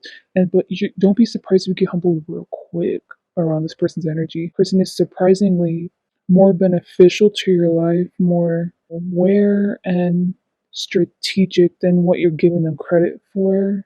An example I'll give is, let's say you're in university and this person's like a student in the same class, it's an auditorium, you notice them often, it's just like, whatever. They always dress kind of like a bum or like low maintenance, and you always dress high maintenance. You always make sure that you look great, all good. Like we just come from different backgrounds. I'm just to a certain caliber, but you have a group project with this person, or this person decides to talk to you, you are humbled to find out that despite their looks, their integrity, and the person they are on the inside is rock solid, and they're actually a good person. I'm not judging you for seeing them this way too, because hell, look at them before with the sun card in reverse. They're fucking around with a lot of females. Maybe they do have tendency to objectify females. Maybe you need to call them out on that too. I'm sure there's things that you can teach them that they don't know, but you're going to be surprised how long term this connection is going to go. You want it to be short term as soon as possible until you get to know this person, which it won't take too long. You both find each other very witty and insightful, always bounce ideas off of each other. Specifically, whenever you two are around each other, you guys can have money making ideas, or you'll somehow attract money. This is really good if y'all are like business. If you got your own business or they do, one of y'all can provide each other with easy solutions, and it cuts down your work time by like 2 hours. It's like, damn, I didn't even think about that, bro. This next section is Spirit's advice on how to deal with this connection. I'm getting this pattern with you where you want to continuously see this connection as a short term connection. Will it play out like that? I don't know, because the Two of Cups, that's you. You often ghost this person, or you reply back to them in like 2 weeks. Whenever you do go back into talking with them or texting with them, communicating, you actually enjoy the banter, you give it your all, but then you end up being like, I have bigger and better things to do, like I gotta go. Whenever you do leave, you leave with the mindset of, I can find better people than this person. I'm not gonna lie. If that's what you think, especially if this is a business partnership, you think that there's other people that are as qualified or as skilled, you're just waiting to find them, but you always come back to them because guess what? There's no one else like them. Don't you think maybe it's because they're a unique person and you should acknowledge their value? I'm just saying, maybe they're worth it, because I think it's gonna take a while, a long time, 2 years or something. Spirit's advice, they're just pointing this out. You're gonna have this escapist attitude towards this connection. You think it's too good to be true that this person can be on your level or at your caliber. They are. You are the one that hits them up, by the way. This person will always hold a soft spot for you. They really do love and adore you, but this feels more platonic, as an unconditional.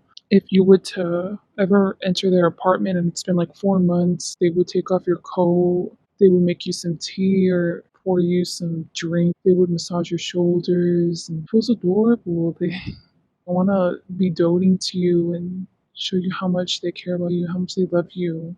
To them, it's like she'll come around or he'll come around wherever you are. But at the same time, they're not stopping their lives, because it's now panning to the Seven of Wands. They're still seeking out other options too, or other friendships. Because I don't know if this is platonic or not. They're still seeking out other business partnerships. They just see the value in you and they're just waiting for you to see the value in them. The last thing they're going to do is call you out, go off on you, and the fact you don't see them on the equal playing field. They're satisfied with the friends around them, with their environment, with their business, with their career. They love what they do, and what more could they want? Like you don't need add to their life. They don't need you. You see, at first I thought this person was all codependent and stalkerish, but I think they just actually like you. Like they have unconditional love, and this is very healthy. Where they're coming from, I don't know what to say. So this is how for the next few years. Now I'm getting the Gemini and the Moon card together is a secret that needs to be kept to God and God alone. And I'm not meant to read it. I'm gonna preface this so that way you don't think I'm being lazy. There's been a few times, guys, when I'm doing a reading for someone. One time it happened with me. I got an intuitive hit that I needed to stop interpreting. I needed to stop reading it. But I kept on going. Like I kept on going because I hate it whenever this happens. Because I'm like, then what was the point of you popping up in this reading? What was the point? I get exhausted and I end up falling asleep. And it's kind of detrimental because I'm an adult. I got things to do. It gets very tiring. And I'm not even able to access everything. So I guess that's up to your interpretation what that is because I'm gonna get exhausted interpreting. Okay, I'm not gonna do that again because I got stuff to do after this. This last section is what is the future of this connection? So maybe this is the near future because I feel like what I just told you was the far future in like a few years. I'm getting that the Eight of Pentacles is looking at the magnet card instead of looking like at the little bunny. And the Fool wants to be really adorable and sweet and doting to you. Definitely the first channel message I'm getting is that they want to keep this love for you a secret. Once again, I think you're kind of dense, especially with this person hitting on you or checking you out or giving you hints. You see, they're not even giving you hints because they don't want you to know that they have feelings for you or, like definitely that they stalk you. And I think they're good at hiding their tracks. If you were to ask any of your other friends or relatives, they would see right through them, but you would think that they're just being jealous or they're making it weird when it doesn't have to be because you don't feel any vibes, but just know that they're right. This Tower card is supposed to represent communication. I'm looking at the old cards, okay? And I was getting from the Seven of Cups that a boundary was going to be dropped and they will be able to access you more. In the near future, they're there. They have more access to you. I believe at this time they're already communicating with you. I don't know if they found their way by becoming a friend with one of your friends or one of your relatives, but they're talking to you on like a casual basis. It's nothing deep. They want to keep it that way. Oh, guys, they have so much love for you. I keep on touching my heart. It's so cute. They love you so much. They just want to see you happy. I want to talk to you like a little baby voice. It's just so cute. They're very grateful and blessed that they have been presented with multiple opportunities to get to know you better, whether that be online or in person. Communication has jump started at this point. So it's at the stage where, once again, it's casual talk, nothing deep, and you're coming up as the girl in the Eight of Pentacles. This person is happy that you don't give them attention or show them attention. They love that you don't care they're observing you. And there with the plasma in reverse, I think this person has a lot of childhood wounds and things to heal. I think they have a really bad past. You'd be surprised how ferocious their past is, but it's not even other people doing things to them. The worst part is what they've done to people. You'd be surprised of their history. Like this person should have gone to jail for some of this stuff, or they should have received punishment. This person has to forgive themselves and pay back that karma. Unconsciously, this person doesn't want to get with you. They don't realize this because they don't want to drag you down with their baggage and they don't want you to see them less in a less superior position because of the baggage that they have, the bad person they were in the past. So that's why they enjoy this distance. It makes them feel so comfortable. I think you're just indifferent about the distance. I don't think you really care. You really care about this person. But the Eight of Pentacles, look at the Magnet card. That is you being interested in getting in a relationship with someone. Like you're opening your options now at this point. Dating around, yeah. But this person is well aware that that you're doing that, and they're all for it. They just want to see you really happy. Once again, it's just so adorable. This person, they're definitely taking for the long haul. They want to take things very slow. Just know with the fool, they'll always be pining after you, cleaning up after your mess. This person is really the person you can call if you need anything. If you need the answer to anything shady too, anything shady, they can do. If you call them up, be like, I need you to help me get rid of a body. I'm so sorry. I need to make you call it. They'll do it. Like this person knows shady stuff that you'd be surprised. Like if you call them up and then if you was like, I just got scammed. I want to get them back for revenge. Like I'm just so mad I got scammed. They will illegally tap those cameras. They will locate from that phone call where those people were at the time. They will jailbreak stuff. They will do the most to satisfy your requests and meet your needs. But luckily, with the fool, I don't see you taking advantage of that. Goes right over your head, oblivious to the fact that this person is spying you in a sense, observing you, taking notes about you. Because I don't see them flirting with you. But I think other people notice it though, because they make it super obvious. But you're just very dense, to be honest. You're also very dense to their attention. I just think you're very indifferent or you just don't care. Like, I think even if I told you this right now, you're just like, like, it's just gonna resonate for the collective. Like, it won't resonate for me. There's a reason why I clicked on this. I believe one of the piles I did, it was horrible. Like, you could have chosen that one, but no, you chose this one.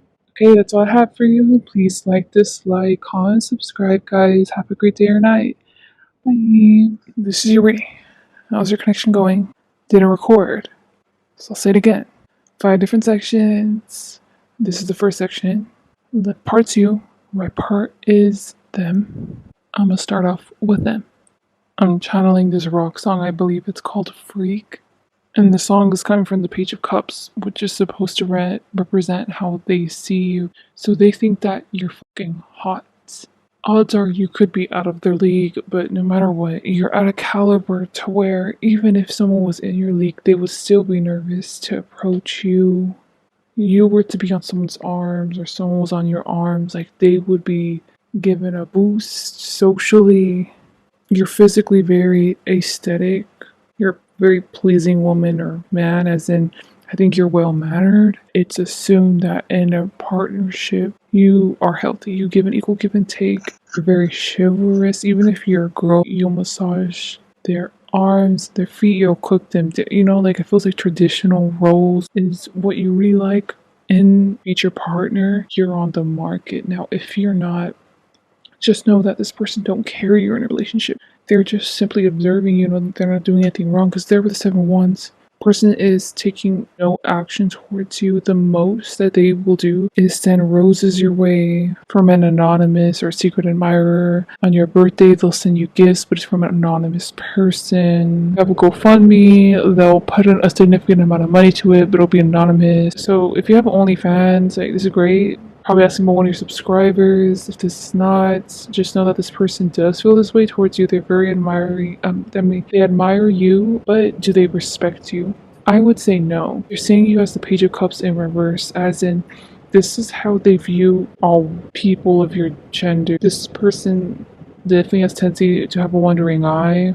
This person feels very juvenile. It's been a very long time since they've been in a long-term connection. If they have been in a long-term connection or still are in, it's not that serious or it's immature. Playing out toxic dynamics. It feels like someone watching someone through a TV screen. You're in a bubble, in a mystical bubble, traveling places, and they're just watching you somehow. They're hearing about you. Definitely feels like if there's guys talking about you, they'll just add on to it like, oh yeah, I definitely want to F Pow 4. I wonder what Pow 4's boobs look like. If someone else had your nudes, they would definitely pay them for them or fish them out. Their part, there's no goals. Now we're moving on to yours. With the magic card, I'm getting that your name could start with the M, or your middle name could start with the M. If you know someone that is friends with this person that starts with the M, just know that they're a bad person. They're like a rotten egg. You need to dispose of them.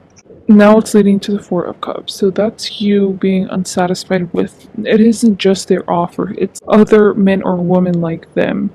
You don't see them as special. You don't see them as the exception. They do the typical things that anyone else does for you. You feel like the type of person where if you were in Walmart, the mall, guys or girls, whatever gender you attract, will literally stop in their tracks and just stare at you with their mouth open. Like, that's how stunning you feel. And I don't, no offense, I don't even think it's physical beauty. I think it's just the fact that you've done so much work on yourself, or you just were born with that aura where you attract attention. Like, even if you try to play hide and seek, you will always be found. You get me? It's your aura, man. You're magnetic. You know this, and you've always had it like that since childhood, and this person's just nothing special. So isn't their friends, so isn't anyone else. Like, it's just no one satisfies you in the offers, especially currently. And also, if this person did send anonymous things, you know how I told you they feel safe being anonymous and sending you anonymous things? You know it's them. I don't know how you know. Maybe because you're intuitive.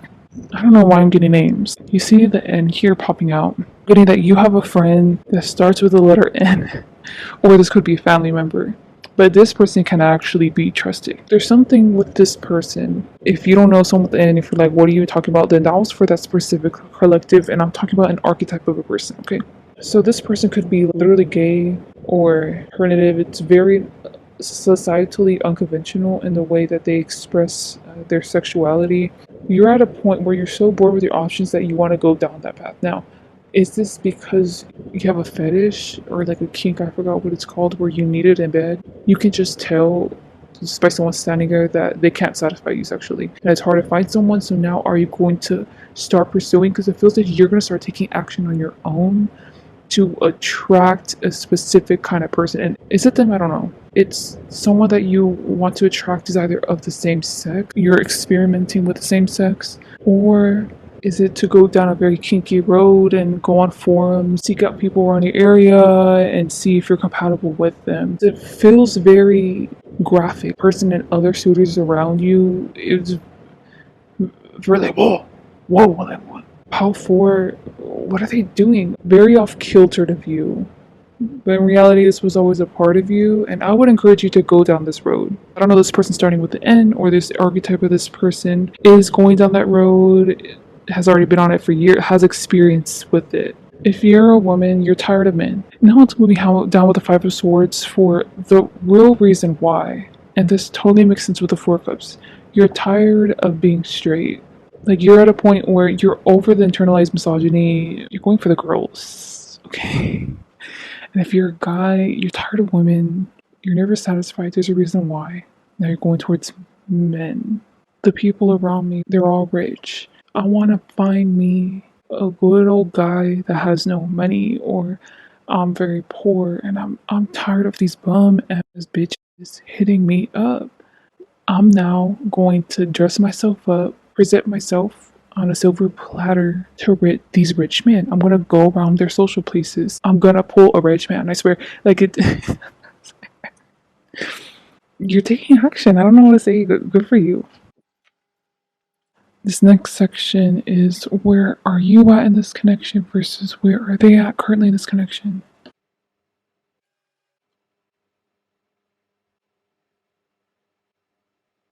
You see that Scorpio card, the only card there? Yeah, that's only you. No cards came up for you in this. It was just that. The rest of them is on their side of the connection. I'm gonna start with you. It really feels like you're sleeping with your demons, bitch. At first in your life, you were homophobic, or you were very, very, very traditional, like how these other people perceive you, right? But that's the old you. You're tired of it. You want to shed that fucking skin and just go all out. Throw yourself in the unknown. You're going to be happier in the unknown and finding out what you truly and the inside deep down like, rather than staying in this traditional role that society expects me to stay in. You are taking that leap of faith, because where are you at currently in this connection? You're out in the void. The void is, I don't mean to make you sound like a prostitute, okay, no offense, but it's like you're for the street, making yourself open to whatever audience you want to be open to. This feels like relationship wise and like sexually. You're downloading Tinder and accepting all these girls. You're a guy accepting all these guys, going to gay bar, going to drag contests. I don't know. You're putting yourself in the environment, or if it's kinks, forums, you're deep in it. And now here's this person. The last thing you're thinking about is this person. I think you're only asking about an admirer of yours. So this is the Ten of Pentacles, okay, over here. This is the Five Swords. Five Swords is them. You're Ten of Pentacles. Once again, you're rejecting their offer, or you're refusing to see that they're flirting with you. You're refusing to acknowledge them at all. You're putting absolutely no effort into this. Even though with Five Swords you think that, oh, I'm sad. They're not really sad. Like, they're just, oh, treating me like everyone else, every other guy. I guess that kind of sucks. Okay. If this is especially a small town or a small city, if word is getting around at this point with a Scorpio card that you're going for the same sex, going into these orgies, or you're going to like whatever it is, sounds like the antithesis of you. And it's like Pal 4, beautiful woman, high caliber, is choosing to mingle with these low lives, or I'm getting the word devils. There was this anime, trust me, it links in, okay? It was called Fire Force, and the main character, he has powers. Beautiful house, right, with a mom, very adorable mom, right? And it all went into flames. They all blamed him because whenever he's nervous or in fear, he smiled, grinning all the way to his eyes, because the neighbors and everyone else saw him like that, and he was like in shock. So he was just staring at his mom, like smiling, but he was crying. Everyone judged him as like a devil. Like, everyone judged him for being a bad person, had this bad reputation. But in reality, he's actually a very, very sweet character, and he's just like a normal teenager. My point is, you have broken down out of the paradigm that these people have not. You are mingling with people that you are seeing on your level or for who they are, the true value that they hold. And this person, along with a lot of your other suitors and probably your family, blah, blah, view these people like how I said, how they viewed that little boy, like the devil.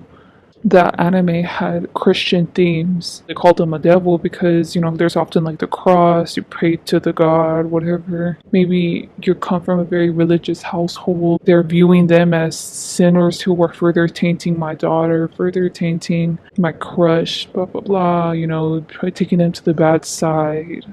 But with the justice, I'm getting the word eyesore. Now that they found this out about you with this, whatever you're doing with Scorpio there, the more that they stalk you, view you from outside, the more of an eyesore you are, the less they're enjoying watching you. By the way, this could be a very specific scenario if you have OnlyFans. This could be you're announcing that you have a boyfriend or a girlfriend, you're in corn and you're gonna get married and you're gonna get out of the industry, and this is how this person's reacting. At first, this person was watching you, they were just kind of bored, they were so used to you always rejecting them. But now at this point, with the justice, you're an eyesore because every single time they see you, the more they want to convert you, drill their dogma into you until you get it. 10 of Cups, that's them having a savior complex. They want to save you from the trenches, or they want to save you from these sinners, from these devils. They want to sing life into you, or traditional values into you again, the person you used to be. They want to make sure you end up being like that. And then after, their fantasy is that every single time they see you, they won't have the urge to just cheer you or help you out, guide you. And then whenever you're out of it, you're going to be like, oh my gosh, whoever this person is, you're so special. I'm so sorry I didn't even see you before.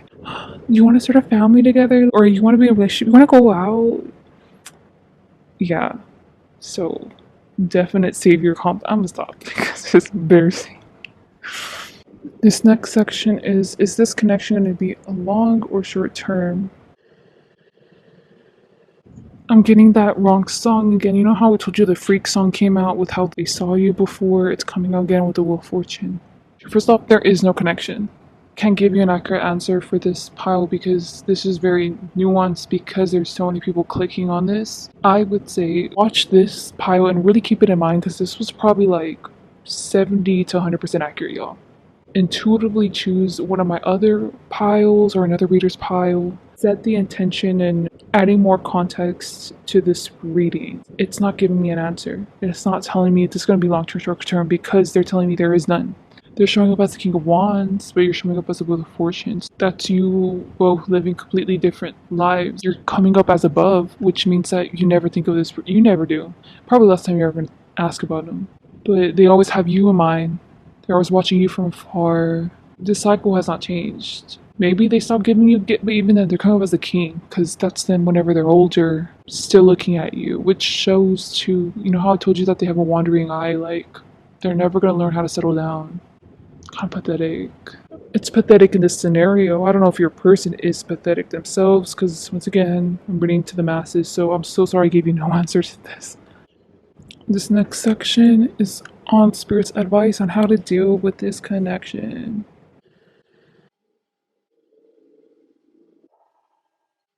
Right away, I'm getting that you find the Page of Wands really disgusting, because I think the Libra is supposed to represent you and it didn't want to touch the Page of Wands, but I mean, it is getting like icky vibes from the Page of Wands.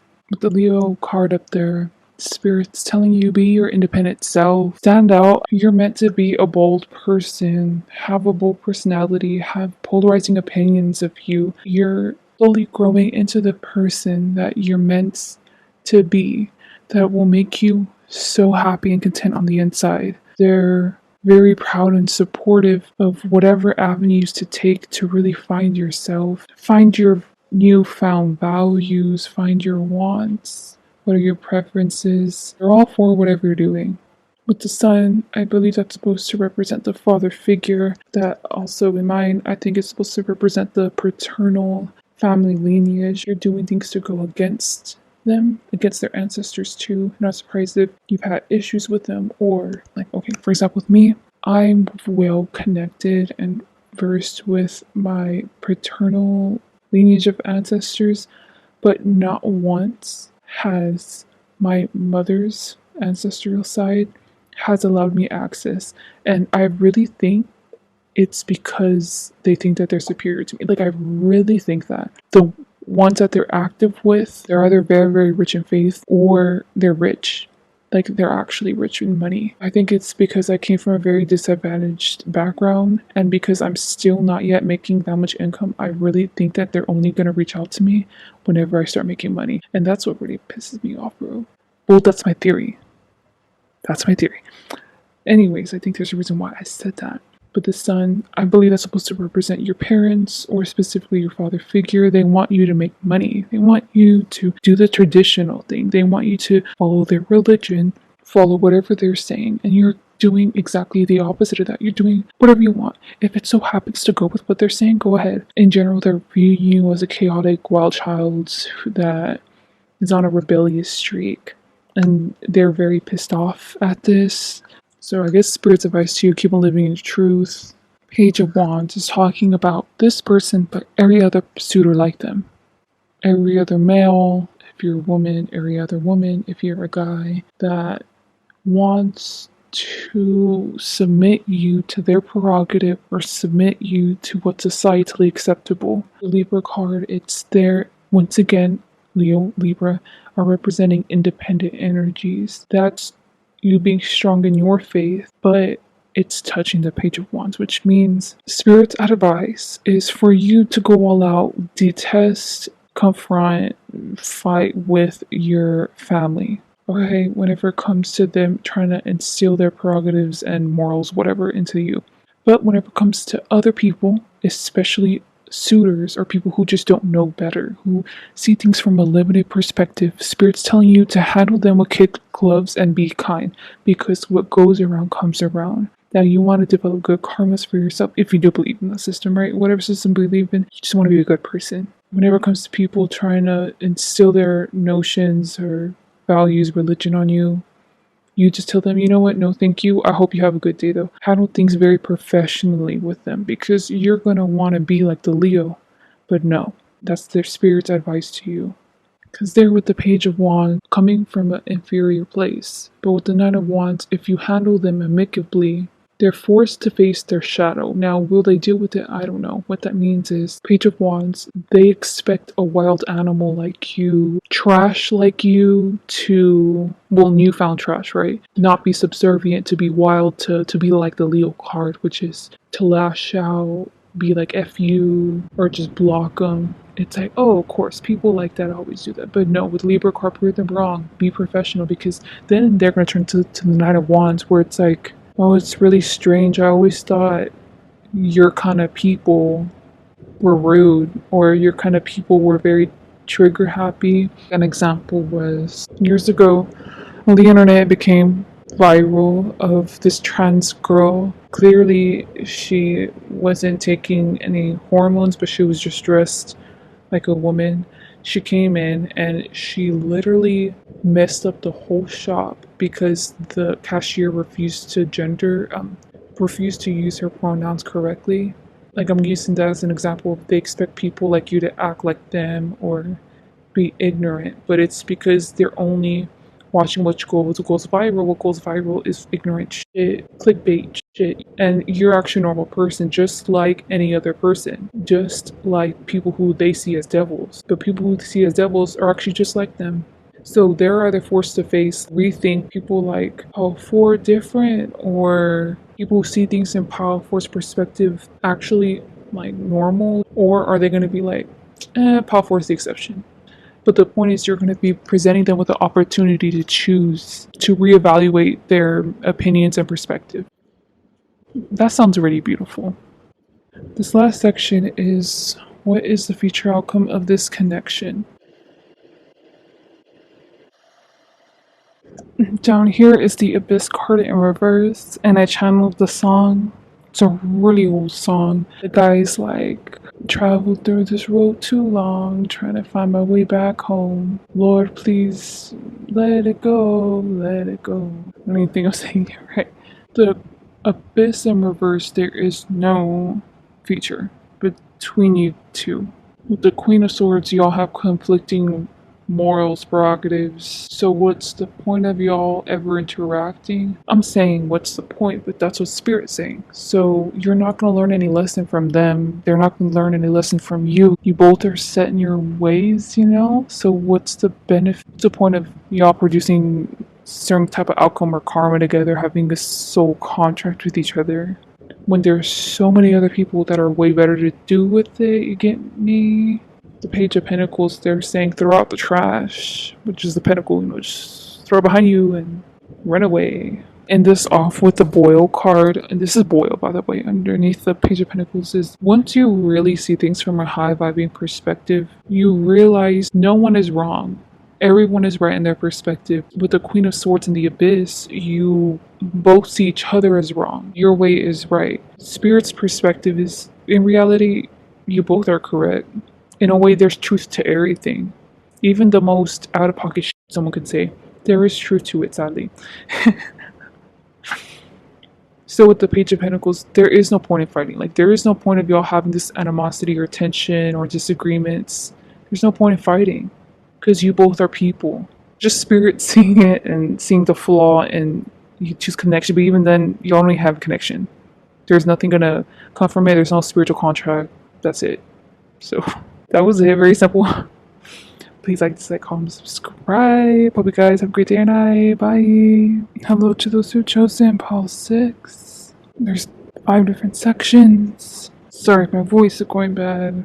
So how's your connection going? This first section is going to let you know what are both your desires and goals. So on the left, it's going to let you know your desires and goals. Now it's getting to tailor your person's side, which is on the right. Their goals and fears in this connection. I keep on channeling the song by Mac Miller, and it's called Woods. Now I'm really getting it from your person's side, so I'm going to start here. I'm sure it'll get into the fears right now because it's starting with the strength in reverse, and that is the purity of your connection, and or if they're aware of it, your soul contract. I would assume if you're on this channel, clicking on this reading in this pile, you're spiritually cognizant, right? So why not attract someone else like that? So I'm not surprised if they are aware of a spiritual contract between you two. They feel like you're the one waiting for things to be set into motion. It feels like you're in a waiting stance, or like in a hangman stance. They're the ones that have to grow the flowers here. They have to set up things before they can introduce themselves or talk with you. They're in a planning stage right now in their life where they're trying to make space for a relationship, especially if they're so busy. They need to make time for the fact that, okay, well, I need to set this time aside for dating, but it should be a big amount of time, because what if I end up finding someone I really like? Then I'll want to spend a lot of time with them, and it seems beautiful. They're making room for you. If you're both spiritually aware, you would know. If y'all are not, or if one of y'all is not, just basically you have no idea this is coming, then you're asking about this person. So you have no idea about spiritual contract. They're unknowingly making room for a partner in their life. They're just cleansing their environment currently, making space for the new and trying to get rid of the old. So with the King of Swords in reverse, that's representing them. There could be an air sign, but oh, it's race 2 kings came out. They have all 4 elements mastered, even though the Emperor's not here. This is a very mature person. They have been in cycle after cycle after cycle, like of healing, of adapting, of waiting. They have learned a lot of virtues. Not surprised this person is an older person. This person has traveled around. This person loves to be insightful, look deep within, and is a thoughtful person who loves to be intellectually stimulated. I think they're at a point in life, and well, I didn't know this, but right now I'm getting it that you get at a point in life whenever you get older, you have so much experience. You're just content with where you're at, and whatever comes, comes. If you're meant to take action, you're meant to take action. My point is, they're not seeking for they're not needing a relationship. At the same time, it could be said they have this privilege because women, our little eggs start going bad like at 28, 29. Got a little biological clock, but this person taking their time, chilling there. If they're not spiritually aware, which I think that they are, they unknowingly live through their intuition, which is right now they're unknowingly once again making space for you. But I'm getting that this person is aware of the soul contract, so that's why they're just taking steps. I was gonna say provocative attempts, so I don't know what that means. You would know. I don't know if this person has accidentally flashed you, or accidentally you nude, or I don't know, but it feels like a very mature person. The King of Cups is showing up as you. I think you have a neck tattoo. Oh my gosh, wow. I'm channeling someone who's deaf or mute, so you would use sign language or other means of communicating. But honestly, you're in the same boat as them, except you're more of in your adventurous spirit phase. Even though it's a King of Swords, it's not a grounded card. So it wasn't King of Cups. But I'm getting that the King of Swords, I'm getting like a King of Earth vibe from it where they're grounded, they're content. If I gotta settle down, I'll settle down. If I don't ever settle down, it is what it is. That's the way they go about life. But you are just like, I want to experience this and glitter, happiness like instead of contentment and calmness, which is ironically what you would get. So if anything, I'm channeling different kings, to be honest. But like that's more of the King of Wands. You're a strange little one. With 2 kings coming up, not surprised if this is a gay connection. Lightning card's supposed to represent a tower moment. This is lining up to what they fear with the Ace of Pentacles. Even on your side has been very elusive. I'll just give you 70% of the information. You can just make assumptions from there or something. But now this is like a real tarot reading where I get all the information out with the Ace of Pentacles. Before it's like you didn't need to know details, like it's all good. But now they're actually worried. They're sad because they've already missed an opportunity to make this happen or their previous relationship. So if this was a previous relationship, there was a miscarriage, just something to do with a kid, yeah.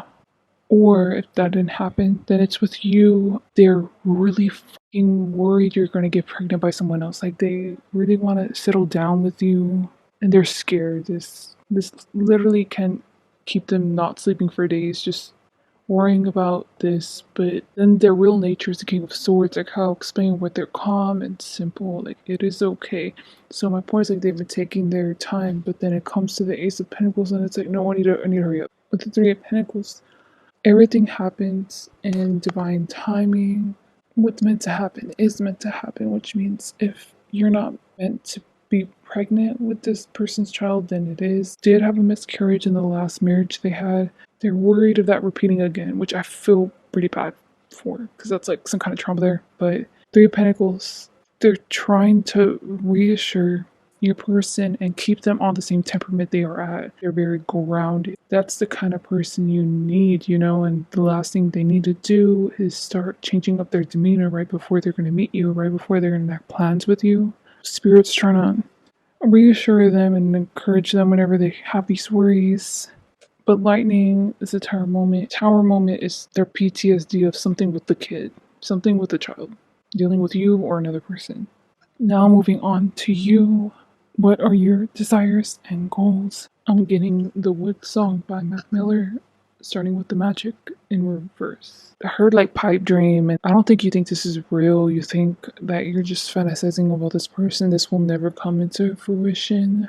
It's not that you doubt the spiritual contract, it's just like, but this person, but with this person. So this person could be of high status or high caliber, or this person could be famous. They're so freaking interesting and intricate, and it's like, how could I ever deserve it?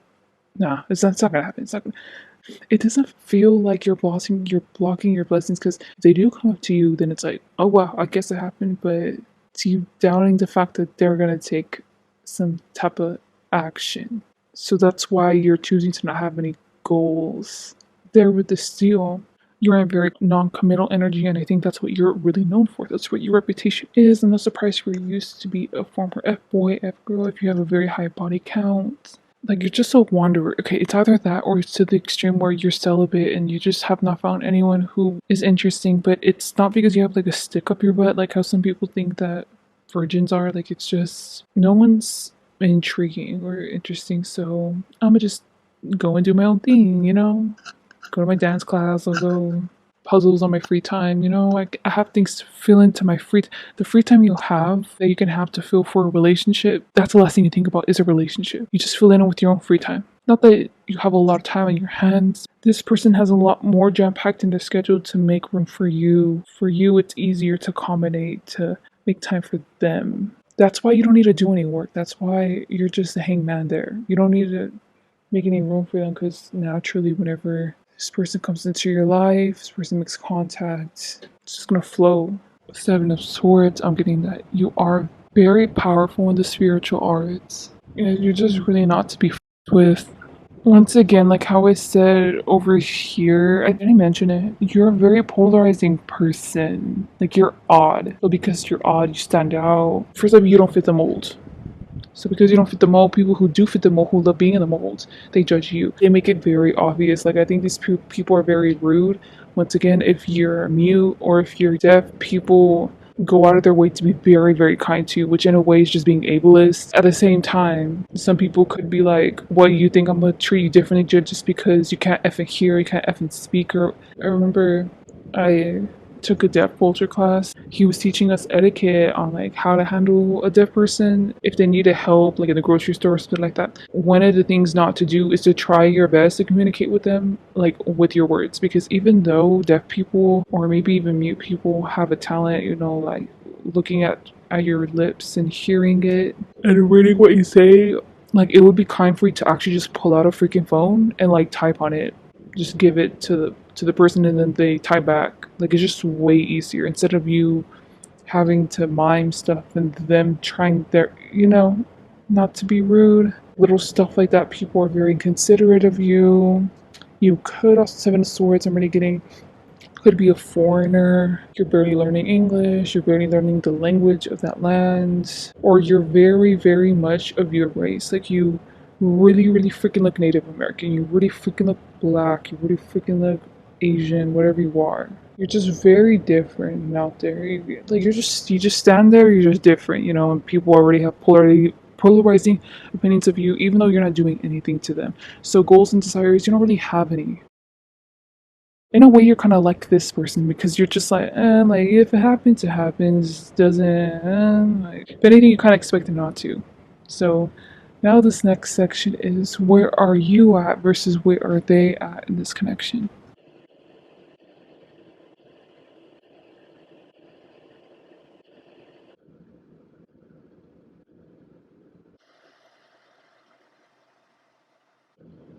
This portion is representing where they're at in the connection. This section, like just these three, are representing where you're at in the connection currently. The title message I got with this star card was, it's about time for the star card. But I'm gonna start with you. With the Venus card, I'm getting that you're in a really pissy mood. You're in a very hostile environment, or things have happened to induce a lot of hostility in you, but this has been like for days. I think you're very annoyed and pissed off at everyone. This person would be no different if they were to confront you. If you have a disability, this totally makes sense, or if you're a foreigner. Sometimes you hate the language barrier.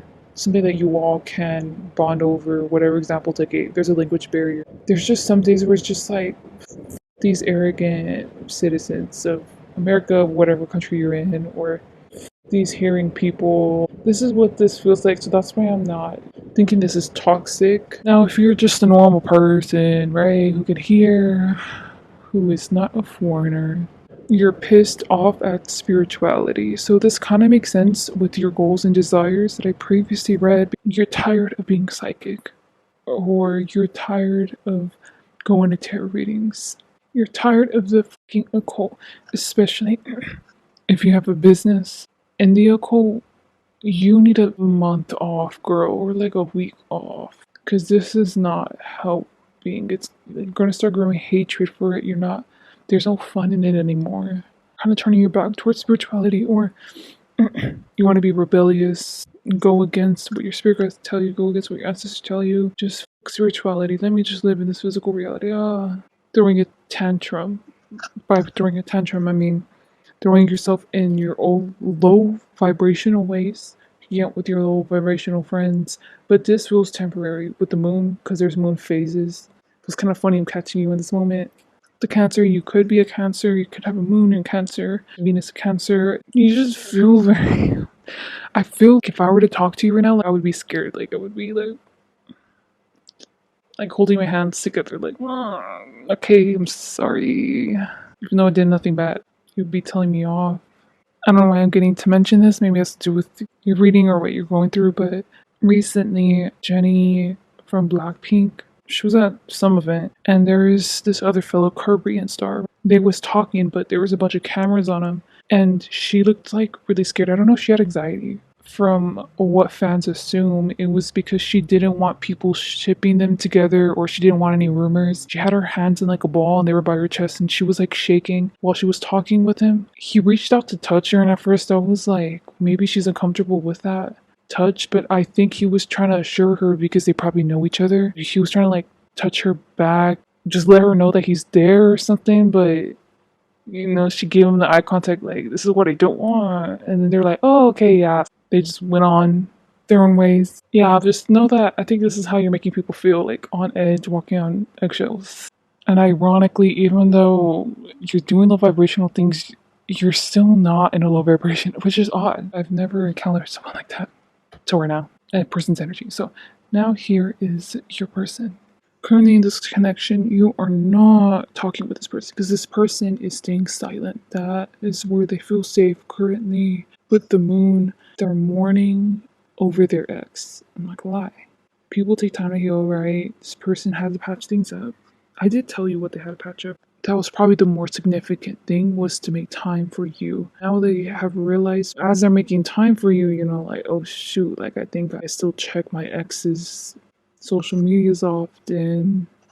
I still wonder about them. And it's them mourning the time that the good and the bad times they had with this ex, choosing to move on to a new chapter. But this feels it's been ongoing for like years, or it's been a while. That's why it makes sense why they were married. Look, you cannot be selfish. You cannot be like, why the F are you over your fiance, your ex-fiance? Come on, like, especially they were in that horrible scenario where they lost a child together. What if they always held on to hope? Like, oh, well, what if it's still meant to be? Like, what if we're meant to come back together? It's just, what if we're meant to make another child? Let them mourn loss of their ex, okay? Ten of Swords is creepy because that's you. But they're able to physically see you. But I'm getting that that's not okay, as in, they have no business being able to see what you look like physically. They shouldn't know, whether you have no social media presence or because you have never met them in real life, but they know. Not only that, this is more than just social media. This is like psychically stalking. So they're not physically stalking you. They have their ways where they can see exactly what you're doing 24/7 if they really wanted to. Who you're talking to, analyze your heart, and if you're not over certain people, who has hurt your heart? Did your father hurt you? Did your like? Not even surprised if they're able to low-key kind of dip to the outskirts of like the Akashic records and find out just small tidbits about you. They physically know what you're wearing all the time. They're still stalking you even though they're in silence. They're still stalking you even though they're trying to warn their ex. With the Page of Swords, I think this person's a shoe addict, shoe collector. Their ex's name could have been Crystal, y'all. You want to be honest? You want me to be honest, y'all? I think this person's fronting. I think even Spirit's been fucking fronting for them. Their Spirit team. You wanna know why? Because I see through this bullshit right now, bitch.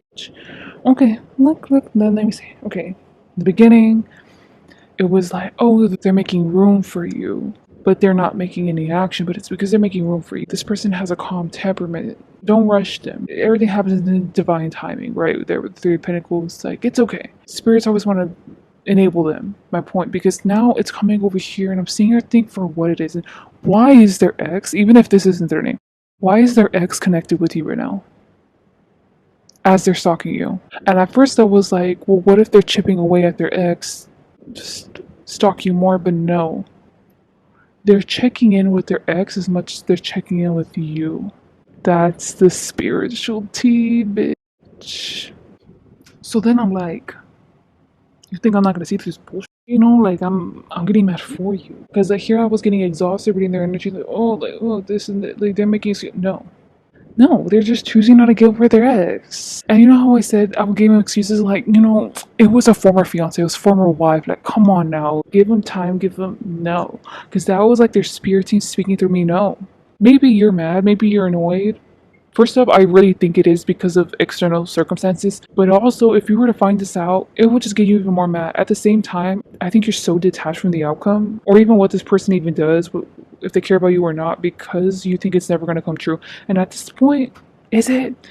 Are you right? I think so. I really think so. Because there's a whole lot of excuses. Where's the fucking action? Where's the. Like, imagine you had to do 12 things to do before I have my next life partner. You'd think you'd want to do them right away and get them fixed in a week or two. But this person's like, yeah, I should do that one. Oh, which one should I do? Which one should I? And they decide all month, and then they decide, okay, I'll do this one first. And then the next month comes around. Which one? I think I should go on to month 3 to decide the second one. You know, they're trying it out. And then the phrase came with the star card. It's about time for the fucking star card. No, a lot of air in this energy, girl. To be honest, with the star, you wanna know what I'm getting? On to the next one. I think, you know what? Okay, this all makes sense. Sorry. Ace of Pentacles before prior reading, right? Prior section.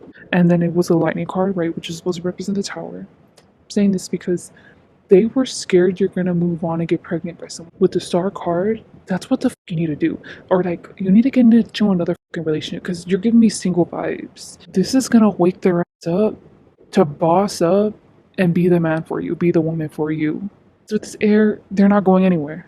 They're gonna just stay. They're gonna stay with the same process. The only way to make this change is if you move on. In their mind, it's you moving on because they're constantly stalking you, but you don't have the same energy towards them. I don't even think it's that hard. I think all you gotta do is date around. I was really getting in your vibe that you're okay, guys. Just found out one of my close family members just died, so I feel like whenever it comes to pick cards, everything happens for a reason, and maybe that's what you was going through because you're so mad, or maybe that's why it's so hard for this person to get over their ex because their ex passed on. I don't know, but I'll just continue it. I've dealt with thing or two with death, so not that I'm used to it, but I mean, I can continue my life, so I can continue to this reading. Don't feel pity for me. I can do it, so, and I'll still give you quality reading, okay? And I promise that whatever just happened with me, I'm not gonna let it taint your reading, I swear. I just wrapped it up because I found out the news, and I already told you everything you needed to know. So with this next section on, is this connection going to be a short-term or a long-term connection? And now putting it down, I'm getting that the Ace of Swords can't be upright, so that's why I gotta put it sideways like that. This is going to be a long-term connection. This is meant to be a slow burn. This person is meant to grow on you because this person's already attached to you. They feel the need to want to be kind of like enmeshed with you, but not in a codependent way because I was saying this person was mature. You're just gonna have a hard time trying to see this person's values, wounds, their inner self. You're not going to want to believe that they're showing it to you. You're going to want to think there's always a facade. Taurus, it's like for eternity, it's for the long term. These are more than long term. It's just, yeah, the rest of y'all's lives. The next one. This next section is Spirit's advice on how to deal with this connection. It's funny because death really makes you think everything's so minuscule, whenever you're so zoned in and focused on a job. This bigger card channel, the services you give whenever you're volunteering, it's like throw yourselves in responsibility. And death has to make you realize quality time is also important, or money and physical reality isn't as important as society gives it. No, death can only make you rethink those things. I feel like there's a reason why I'm saying this on the advice section. I could have said it before in the long term. Short term, I'm saying it now. With the Mars, their advice, for now at least, is to turn your backs to one another and go separate ways. The main reason why this person's holding on to you is because they're worried you're going to find someone else, even though they have not talked with you, or spirit, they have not made any moves on you, and you are already doing that. Your back is towards them, you're doing your own thing. They need to do their own thing. Let go of fear of losing you or the potential with you. With the Astro card, even though you both are high vibing, there's still at least 2 lessons y'all need to learn before y'all come together. Y'all need to learn some similar lessons. So with the Gemini, I was getting guilt, remorse, reprieve. With the water, I was getting stillness and calmness. Maybe this could relate to this person, right? Because at the same time, it came up as King of Cups. Their temperament was calm, but I don't know. But the point is, oh, never mind, right? King of Cups, and that's the water, and they came up as a King of Swords, and that was Gemini. So maybe, oh, whatever. I'll just talk. Sorry.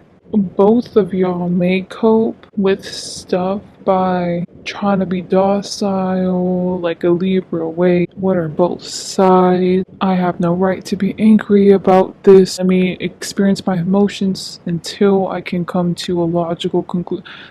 Everything is logical. Everything is calm and chill. Nothing is ever rocking the boat, because here with the Gemini, I think it's been a minute. For example, my close family member just died. I'm about to tap into that emotion right after this, and I think that whenever it comes to deaths in y'all's lives, losing people don't have to be death. Hell, a breakup with a friend hurts way more than with an actual partner, right? With losing people, even if they're alive or not, you both need to fully experience that emotion to be able to let it go. You both feel like maybe you both are older, like in your 30s, 40s up. So you feel like you're wise, you're too mature to let yourself get on your knees and bang your head on the floor and just bawl your eyes out. Spirit saying that's what needs to be done. This is not even childhood wounds. This is not past. This is my last partner, like for them. Or for you, the most pivotal friendship you've ever had. It could be even your dog passing away and you had to quickly go through the motions, and then yeah. But you actually didn't. You need to revisit it because you actually really didn't fully mourn your dog or your pet or whatever it was. To be honest, they're just kind of giving y'all like just tasks to do to hurry up and get together. At the same time, y'all can take your time, but this person's going to be matching your vibe. The more you work on yourself, and since they live in their intuition and they're spiritual, they're going to be forced to elevate too. You're just doing them a favor by working on yourselves. Here's the future of this connection. So the yin yang card is what you both don't see coming, especially you. It's funny that the Aries card is matching with the explosion. This settles down to themes of manifesting like wife material and children traditional roles whenever it comes to marriage. You're meant to marry one another, create children. If y'all are gay, if you're not able to produce children, then y'all are meant to adopt. Maybe y'all are just meant to have pets. Who freaking knows? But y'all are meant to have family together. With the explosion, I'm getting the imagery of Band-Aid being ripped off constantly. Like if it's a wax strip, but it's actually a Band-Aid. It's like, what the fuck? I just get a... You're gonna teach this person the hard way that abandonment issues won't work on you. They think you're the Band-Aid to their core wounds, but you make them suffer. They project a perfect image that they expect from you. You not only dismantle it, but you drill them about it. You're just like, fix yourself. And it's not that you're being rude, okay? It's true. Like, look at this person has a bunch of enablers around them, even spiritually. Yo, I have tapped into people where their spirit teams, even their spirit guide, bro, would enable them, or would it kind of make it, not all the time, but would always give them the benefit that always give them budget leeway, blah, blah, blah. This person needs someone like you who's like authoritarian, you know, who doesn't deal with bull. At the same time, specifically, they have abandonment wounds right now. You're coming up with a Capricorn card because these are your issues, okay? So your issues that you don't like to settle down or be committed, let alone to a child, you know, imagine a marriage. They're gonna humble you because just like how with the Aries card, right? Steadfast, we're committed to one another, blah, blah, blah. So that's why you're very blunt and forthcoming about their wounds. They're going to be the same way towards you. They're going to give you the same energy. This is them being like, wow, like you really don't want to marry me, Paul Six, huh? Saying you want to take it a few years, you're going to wait, huh?